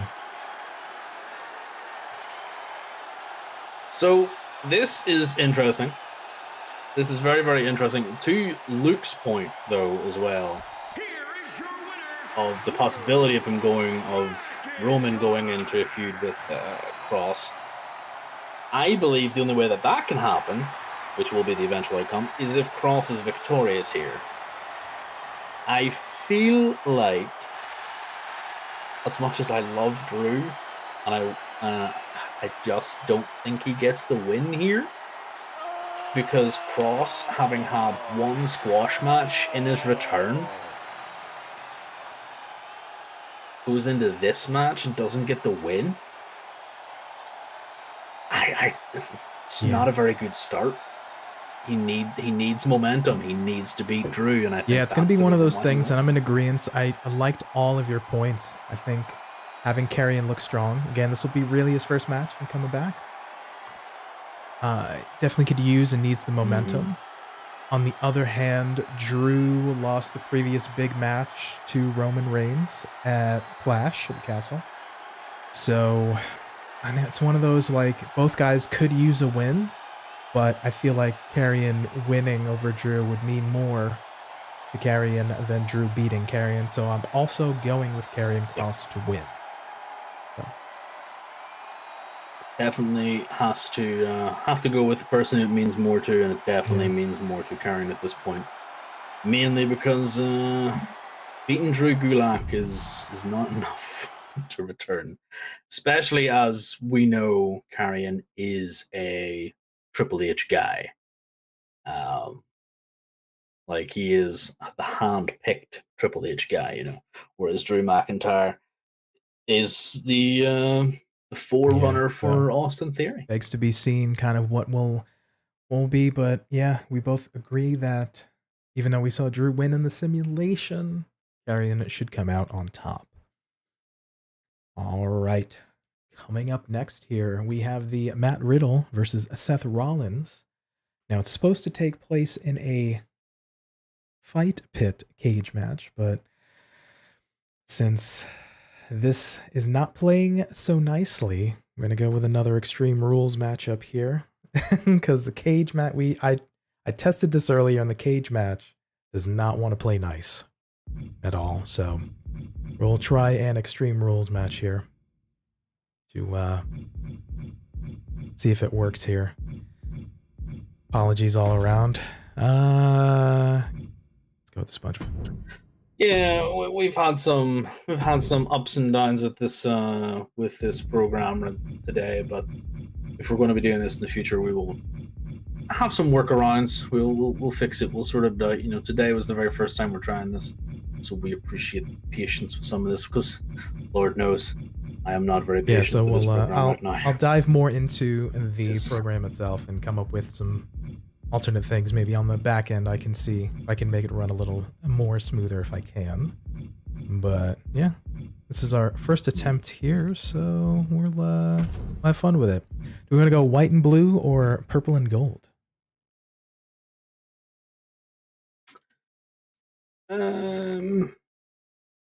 There we go, ladies and gentlemen. Purple and gold.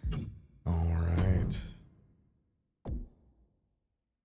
Yeah, purple and gold. All right, here we go. Boom, boom, boom. All right, let's kick it off. All right, something tells me on the third, this will be our first attempt at this match. The third time, hopefully, is the charm when it crashes 2 times. So we'll see how it goes. Make it work. So. All right, but man, in terms of the build-up, man, they've been getting personal. Yeah, the promos between these two guys. They've been going for each other's throat, man. Yeah, Riddle like calling out Seth on the when have you main evented 31 when he you know, when was the last time you were a champion? Okay. Yeah, but recently. Because he's been a champion as well, but you know, he's like, when was the last time that you were a champion, that sort of thing.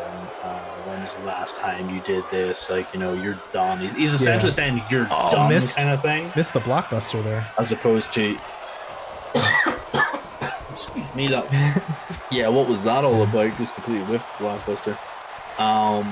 But yeah, it's definitely one of those. And then Seth has the more personal attacks. It's like, oh, you're not allowed to see your kids.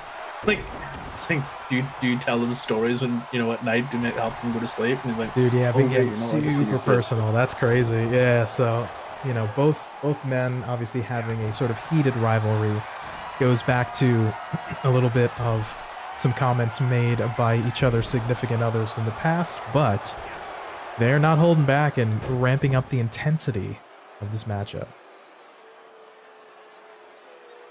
Definitely, but it's made for some good viewing. It has definitely made the feud a little bit more than we thought it was going to be. Like, just a sort of throwaway, because don't forget it was Riddle who kind of failed in his attempts to destroy the bloodline, and then kind of fell into this sort of feud with Seth, which we were all kind of aware that wasn't something that either of these people wanted, because Seth didn't want to work with pretty much Riddle at any point. But so yeah. Oh, and I was just there we go on Twitter there as well. Shades of low key there. Steal my move. All right, get the 1, 2. Oh, okay. Yeah, there's no way I was getting it. I was just keeping an eye on Twitter there, and apparently it was actually Seth Rollins who contacted Cormier as well. Curb Not stomp. any WWE executives. All right, here we go. The stomp. Referee, 1, 2. Oh! 2.99 add and fight him. Doesn't get much closer than that. No, I was kind of expecting that to be Phoenix the end, Splash? honestly. Phoenix Splash. Very, very nice. Oh! Has not been done like that in a long time. And won't be done in the cage, obviously. But I gotta say, looking at these health bars, man, it has been all Seth. It's our previous Finn versus Edge match where it was just Finn now the we see entire Riddle time. getting a bit of offense here. Oh. It's more of the MMA Here we go with a bit of style. a modified neck crank coming out here from Riddle. I have to say, even in the build-up of this match, with them getting a bit personal, it's adding a different layer. We're seeing something different from Riddle. You know, we're seeing that sort of shades of RVD, the cool whatever thing from Riddle. And now we've seen some fire. We've seen some intensity from Riddle leading up to this match. Yeah, not this sort of chill bro dude that's like Randy, you know, all this nonsense. Like, we're seeing some aggression out of him. We're seeing that he can actually have an extended mic battle, as it were, as well. Yeah, for sure. Which has been great to see, because like we've been talking about the mic skills of individuals. Riddle's definitely one of those guys that having that bro dude stoner vibe sort of sometimes kills it for people, me especially. Like,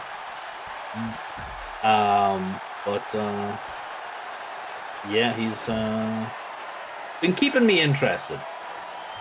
Yeah, definitely. It's one of those things. Now we get to see a little bit more of an aggressive side from Matt, as we're seeing in this matchup here. But again, we talk about characters evolving and things like that, and sometimes it just takes a different type of opponent for you to work against to kind of get that out of you. And we're seeing, again, a different side from Riddle now working with Seth. So, yeah. And maybe it is just because of the sort of inbuilt issue that they have with is able to get this far and I do have to say that I wonder if it's really going to be Riddle the first to go for sort of utilizing the cage. Obviously no weapons and stuff in this fight pit, but maybe Seth will sort of start off by utilizing the sides of the cage more so than Riddle at the start. yeah, I could see that. And also bear in mind that if I'm not mistaken, the fight pit proper will be a submission. You have to win by submission and maybe knockout, but submission for sure. Knockouts and submissions, yeah. Okay, yeah, so. Which again... It is essentially MMA, but in WWE. Yeah. Which again plays more into Riddle's wheelhouse, again, having that mixed martial arts background, knowing more submissions where Seth is more of a sort of high impact spot piece, again, not known for his submission work. Yeah, he was showing off some submissions through the past week there, so that, you know, he obviously knows how to do them. But he's not known for them. He's definitely not a Daniel Bryan type of person where he knows every single submission under the sun. So it'll be interesting to see. I can. The funny thing is, like, I can see the fight finishing in a knockout more so than I can see it finishing in a submission. So. Yeah, I do feel like... I feel like if it's a submission, they would be sort of like a pass out. That way I didn't tap type of thing. You know, it's called like a referee stoppage, or referee calls it, so they can kind of save face. Yeah. Yeah. So. And that is to the point as well, Luke. Like, personally, we're gonna let the matches play out and stuff, and make our points as well at the end, but definitely Bobby Lashley versus Seth for the US title. I feel like them starting the next feud before this one's finished has been a wee bit awkward, especially for a title. Kind of maybe lands towards who is going to win. Oh, curb stomp. Oh, yes. Here we go. That's the win. That's the win. 1, 2, 3. Yeah. But I agree that Seth having sort of a semi at the same time feud with Bobby Lashley again, to Luke's point about the US title. He's putting a different spin on it, and maybe Seth is distracted, so might have a little bit more of a advantage for Riddle potentially in this upcoming match. I don't know. I don't think that unless Lashley comes to the pit, I don't know if that's again. I wonder if this is the other thing. The fight pit was before in lockdown. It was in the no persons allowed area, so it was just sort of in the dark, with the stuff around the top. Right. Is this going to be in the middle of the arena? Like, are they just going to fix the ring to be the fight pit?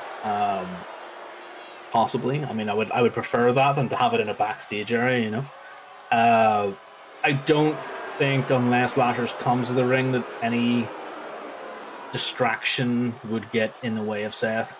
Him being Seth Rollins, you know what I mean? I agree. I do think that it'll end this way, with Seth winning, personally, because Seth has done an awful lot of losing the last few months. And obviously so has Riddle. Right. But the one person who can withstand those losses is Seth, and he has sustained them very well. Let's not forget the 9 million matches he had with Cody, where he lost each and every single one of them. All 12 matches with Cody, yeah. So. Yeah. Cody is Cody. You're not going to win. Sorry, Seth, but that's just the way it's going to be. Doesn't work for me, brother. It's like, I've got to go over for Seth Rollins. Nah, man. Like, I'm Cody Rhodes. Do you know who I am? Yeah. So anyway, it's definitely time for Seth to get on the winning track. I think that Riddle is definitely one of those guys that kind of hit the nail on the head. When was the last time he was a champion? I think this is the time for Seth to maybe hold the United States championship title. So for me, it's personally going to be a Seth Rollins victory to head in to give him good standing to going in for this US title match. Yeah, it's super interesting. You brought up a phenomenal point. Both guys have lost more recently than they've won. Again, with Riddle most recently coming off of his matchups against the Bloodline in either various tag matches, singles matches, 6-man tags type of thing. So yeah, he could definitely use a win. And again, Seth really like coming off of the Cody matches that ended with the Hell in a Cell.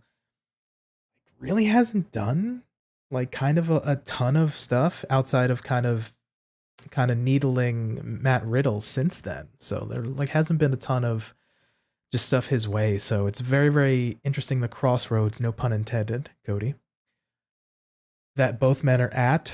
So in terms of who's going to win, man, this is super interesting. And Luke brings up a good point of trying to make Seth look strong for his eventual matchup with Bobby Lashley. So I feel like it would make more sense because Lashley wants a shot at Seth. So I feel like Seth should take it. But I feel like Riddle could also use the win, but I'm going to go with Seth. So yeah, I don't think that Riddle really needs a win, because there's nothing for him. Like, legitimately, there's nothing for Riddle. So why give him a win if we're not going to do something with him? He's already lost to the biggest talent there, that's Roman Reigns. So there's nothing for me personally to warrant Riddle needing this win. The fact that we are going into this Lashley feud means that by far and away, Seth is the only one to really deserve, or rather, require this win. All right. So that's my main point behind it. Fair enough. Well, yeah, we're gonna agree with the simulation that Seth Rollins is gonna go and take the win in this fight pit matchup against Matt Riddle. All right, and coming up to the last matchup on the card, we've got Liv Morgan, the SmackDown Women's Champion, defending against Ronda Rousey in a Extreme Rules match. So I'll go ahead and get this set up here.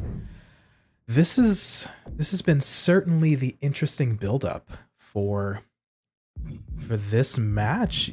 We have the champion Liv Morgan coming off of 2 victories over Ronda Rousey, which almost never happens. I think she's like really the only person. Were they 2 victories though? In the on the books again, a roll-up victory, which was the cash-in after her match, and then the tapping/pin at the same time thing. So yeah, like while obviously on paper she has 2 wins, Money in the Bank, let's face it, is never really a win. Don't care who you are. Ever since Edge did it first, it's always been opportunistic victories for the win there. It's all, the proof is in the pudding, as they say, as in, their reign. How do they do? The second victory being tainted by her topping out at 2.5 instead of 3. So it's definitely one of those that's aired on the side of people maybe not wanting Liv to win. But at the same time, it's Ronda Rousey, man. People go hot and cold on Ronda Rousey like the changing tides. This is going to be a difficult one, honestly. Yeah, it's a lot going on. I think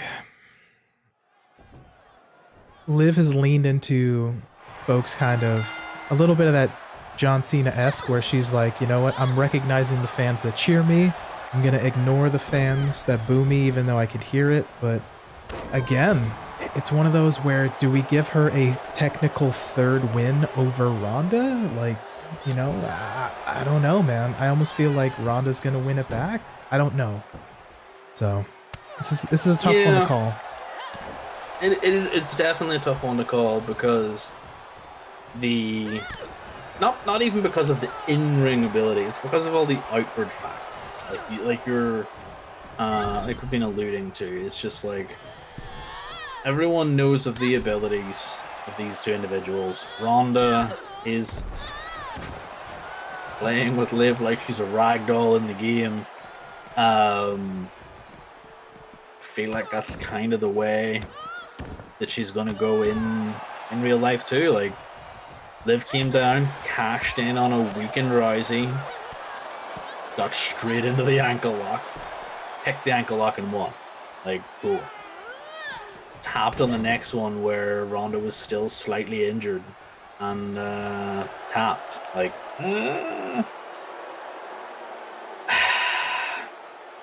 yeah, I'm in agreement. It's a tough one, man. Again, like, we're trying to talk about building new stars and giving other folks an opportunity, and we're seeing that with Liv right now.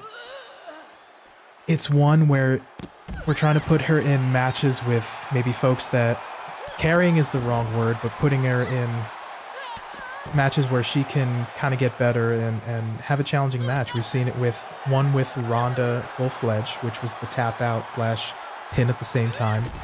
We saw her face Shayna, and now we're seeing her face Ronda again. So it's one of those. Answer. Yeah, it's just we want to see them succeed, but then it has to be sort of believable as well. Yeah. In all honesty, she took the title off the wrong person. In the sense that Ronda Rousey is not the person for Liv to be challenging. And then Shayna Baszler, like, oh, it was so sad when Shayna lost. Like, come on. Then back to Ronda Rousey. Why is Liv Morgan fighting against legit MMA stars? Just doesn't make sense. Oh, we got that crash. All right. We can continue talking about it. It's Yeah, like, so- it doesn't make sense to me in the sense that, you know, Liv Morgan is not the best technical wrestler. She's not the hardest hitting striker. She's talented in the ring. Let's face it, she wouldn't be in the WWE if she wasn't. But definitely one of those things that is like, did they pull this too early? Should they gotten the title off an MMA star and onto somebody who would be more believable? Again, they don't really seem to want female Money in the Bank holders keep the briefcase for very long. Yeah, if all of them, maybe sans for Carmella, have all cashed it in either immediately or a very short time thereafter. So well, yeah, in the last 3 years, it's all been immediate. Yeah, so Carmella was the last one that was the only one that held it for a short period of time before cashing in. Yeah, so we'll kind of begs to be seen about what it is, but yeah, it's one of those where, again, it's a tough sell. She's constantly the underdog, Liv, going against these super tough challengers, and sort of finds a way to kind of squeak out a victory. So again, it's one of those where we're trying to figure out if is it credible? Is she just a plucky underdog? Like, how does she keep kind of scratching to get the wins? Like, either kind of make a decision or get off the fence. Either she's going to be credible or she's not, type of thing. So, yeah, no, 100%. Like, your champions have got to look credible. And I don't think that this is the match to make her look credible, because we're kind of getting to the end of the Liv reign. I think no one's gonna blame them for taking the title off her. I don't think. What's this, the second, third month of her having this title? yeah, something like that for sure. Yeah. Yeah, I think the experiment has run its course. As much as I love Liv, like we said before, like, baby faces just have a short shelf life with the title. I don't want it on her anymore. I want somebody else, you know? Yeah, that's another thing too. I think Luke in chat brought it up as well. The whole Charlotte Flair factor, again, where we might see her wanting to get revenge on Ronda, who's the individual who put her out. Yeah, but she's going to Raw, though. She wouldn't go on SmackDown. That's the rumor, is she's going to Raw, not SmackDown. Well, you have told me that the quote-unquote brand split is over, so it really doesn't matter anymore that they can hop between. So if the rumor is that Charlotte goes to Raw, she would definitely, she'll just go rogue and show up on SmackDown just to attack Ronda. And we get the second crash already. Come on. Well, we did say 3 strikes and we're out, so right. This next one is this 3rd strike, so let's try one more time. Yeah. And then we'll just talk about the match. But yeah, the definitely, I have been a proponent of the brand split no longer exists. Let's face it. It really kind of doesn't. But if she's coming back to Raw, she's coming back to Raw to compete with a specific individual. I don't think if the rumors are that she's coming back to Raw specifically, she's coming back for a reason there. That might spill on to other shows, like, fair enough. But definitely, if she was just coming back, then I would say, yeah, 100% that she could be going back on Friday nights.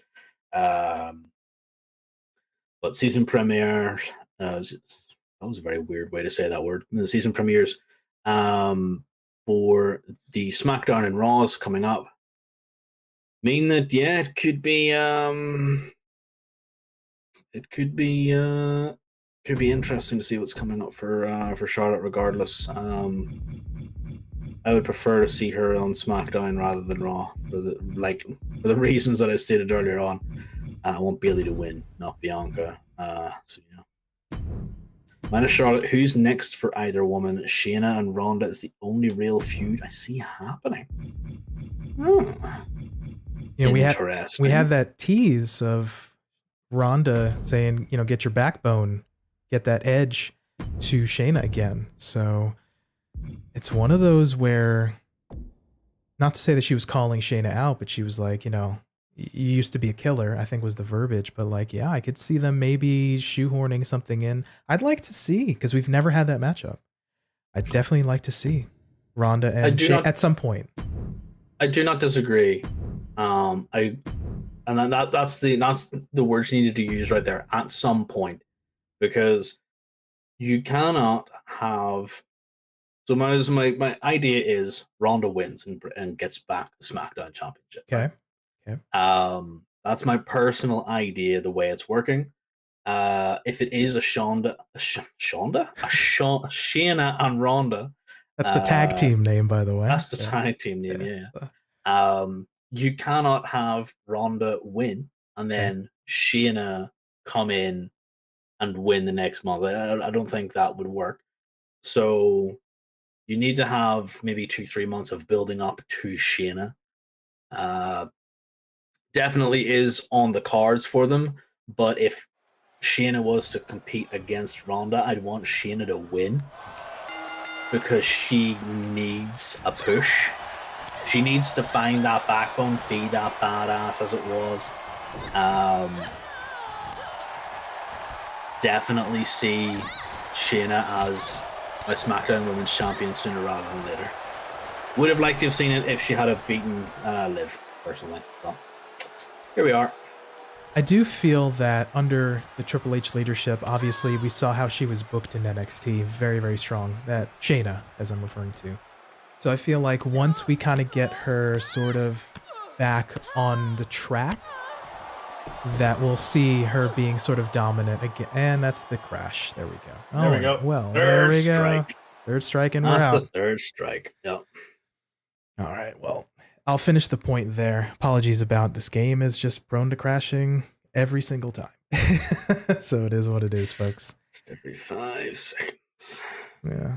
But that notwithstanding, finishing my point there is that, yeah, so I think we'll get Shayna back on track. And then, you know, at the end of the day, we'll end up having Shayna eventually be a champion of either Raw or SmackDown. But yeah, I feel like maybe a little bit of that rub from Ronda, you know, whether that's in a feud, at least one victory over her at some point, I feel will help solidify that strength and that sort of feeling that we're being good with Shayna again.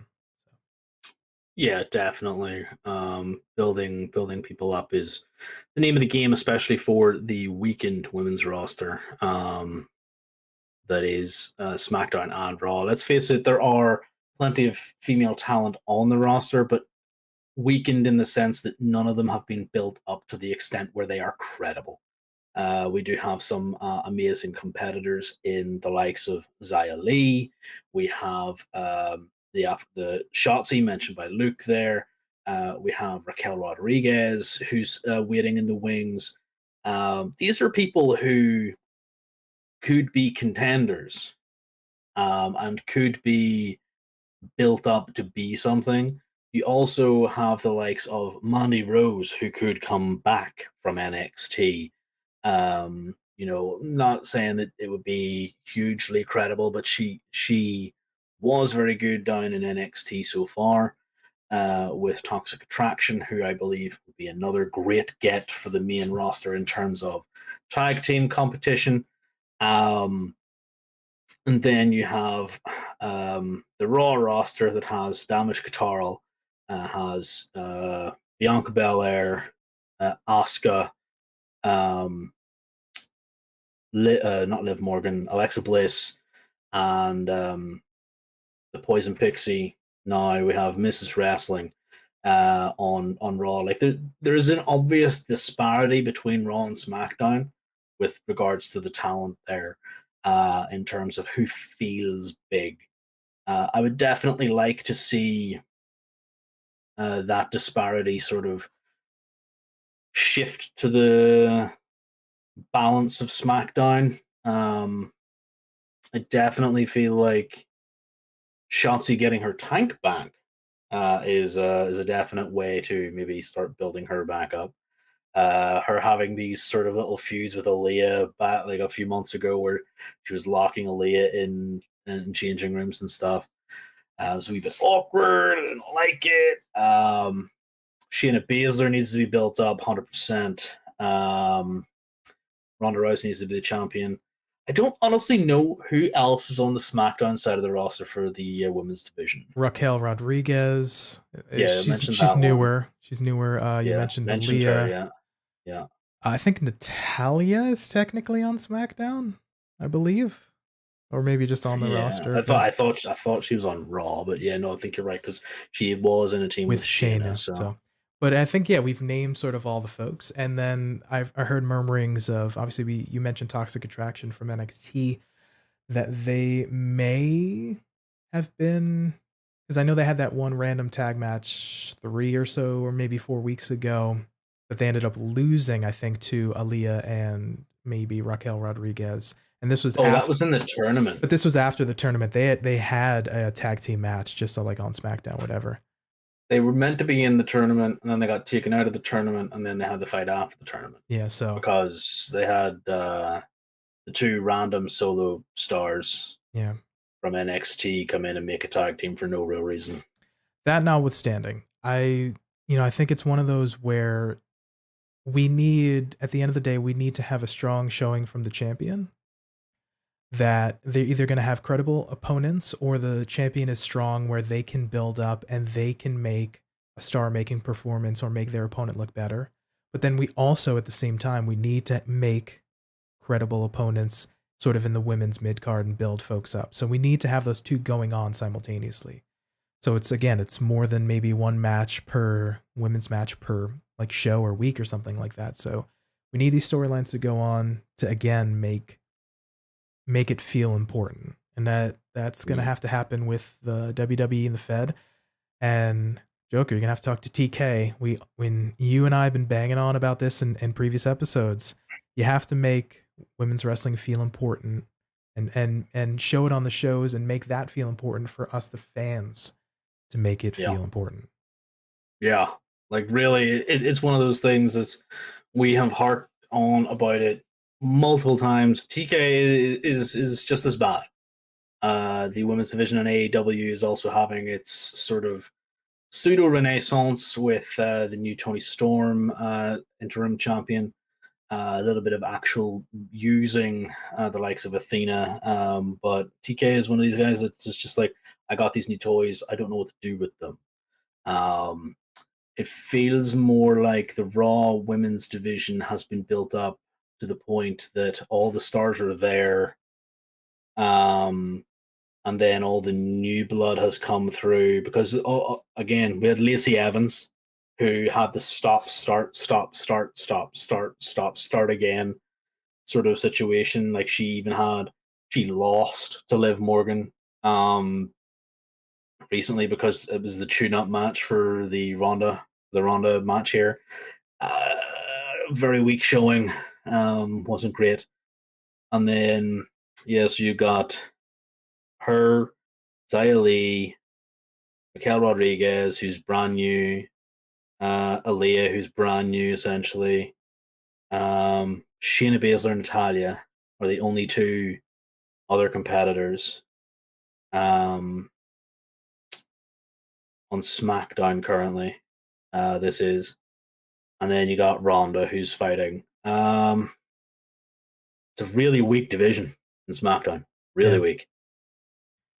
Again, I think we can try to do more in terms of building up the mid card. Obviously, try to work with the main event program for the champion. But then also, like if So, for example, if it's something like just bring Toxic Attraction and have them work on SmackDown as well, fresh matchups, fresh kind of thing, and just kind of give other people to work with, and we'll see. So maybe that's the piece here. But Yeah. we deviated a bit, so let's just wrap up this particular segment with kind of going who we thought is going to win the SmackDown Women's Championship match between Liv and Ronda.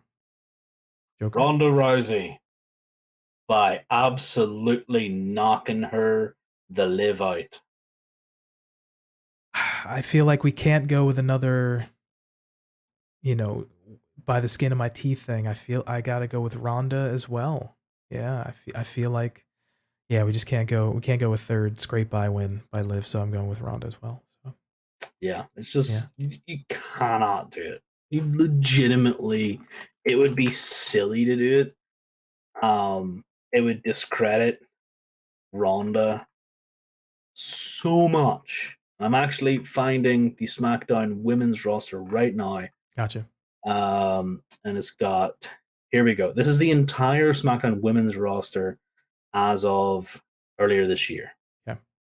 Aaliyah, Charlotte Flair, Lacey Evans, Liv Morgan, Naomi, Natalya, Raquel Rodriguez, Ronda Rousey, Sasha Banks, Shayna Baszler, Shotzi, Sonya Deville, who is currently Raw-bound, and Xia Li. 3 of those individuals are not on TV or in the company right now. 2 are possibly not coming back. We need Like some kind of jump start. Yeah. We just, I know the simple answer is we got to do better, but what exactly that is, we gotta, we just got to do something a little bit more different to make it feel a bit more engaging. I don't know what that is exactly. I'm not going to armchair booker type of thing, but if we have more programs going on and get maybe some more matches, some more reps, and find that right sort of connection, then I think we're moving in the right direction. Yeah, completely agree. All right. Well, those were our thoughts as well as our predictions for Extreme Rules 2022. We did get through some of them without too many crashes, but yeah, for the most part, we sort of went maybe 60-40, 50-50 with the AI here. Definitely an interesting bag of results. Made longer by the fact that the game wanted to crash. Yeah, so I appreciate for the folks that were able to stop in, appreciate your patience with WWE 2K22. Again, a game notoriously known for crashing and having some hiccups. So thank you for your patience with that. I'll look some more in the back end in terms of what I can do to potentially make it a little bit more stable on my potato of a computer. But this is our first attempt at trying to utilize this particular game, so I'll look to troubleshoot a bit more in the future. And I don't know, I had fun with this one, man. This was just cool, just different idea, and I kind of dig it. Yeah, definitely for the likes of the prediction show. Definitely was something a little bit different instead of just constantly rambling on. Having a bit of involvement as well also helped. Made us look at other points of views too. So definitely thankful to Luke for his comments as well as Eric earlier coming in. It was great to have you.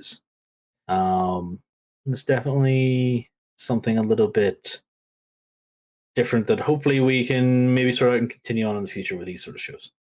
Yeah, so thank you for everybody who jumped in and kind of was, for the folks that were lurking, for the folks that were active. Again, thank you to Luke and Eric. Something we definitely like to try maybe a couple more times, and we'll kind of see maybe if we can steady the pace a little bit. But yeah, so as we wind down here, thank you again for everybody giving us a chance and having us.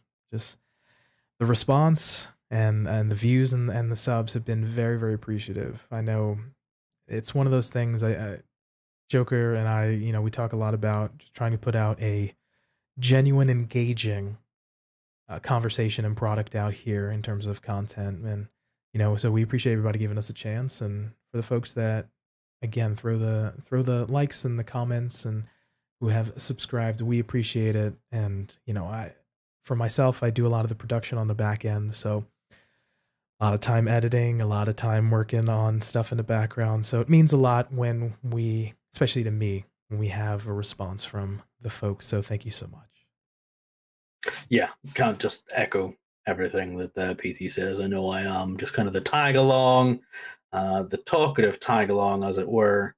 But definitely a lot of the heavy lifting is done by PT and his work in the background, especially on the shorts for the quick hits. So, like I said on the show last week, if you do watch the shorts, just drop a little thank you there for PT every so often. Just be like, thank you, PT, for editing these.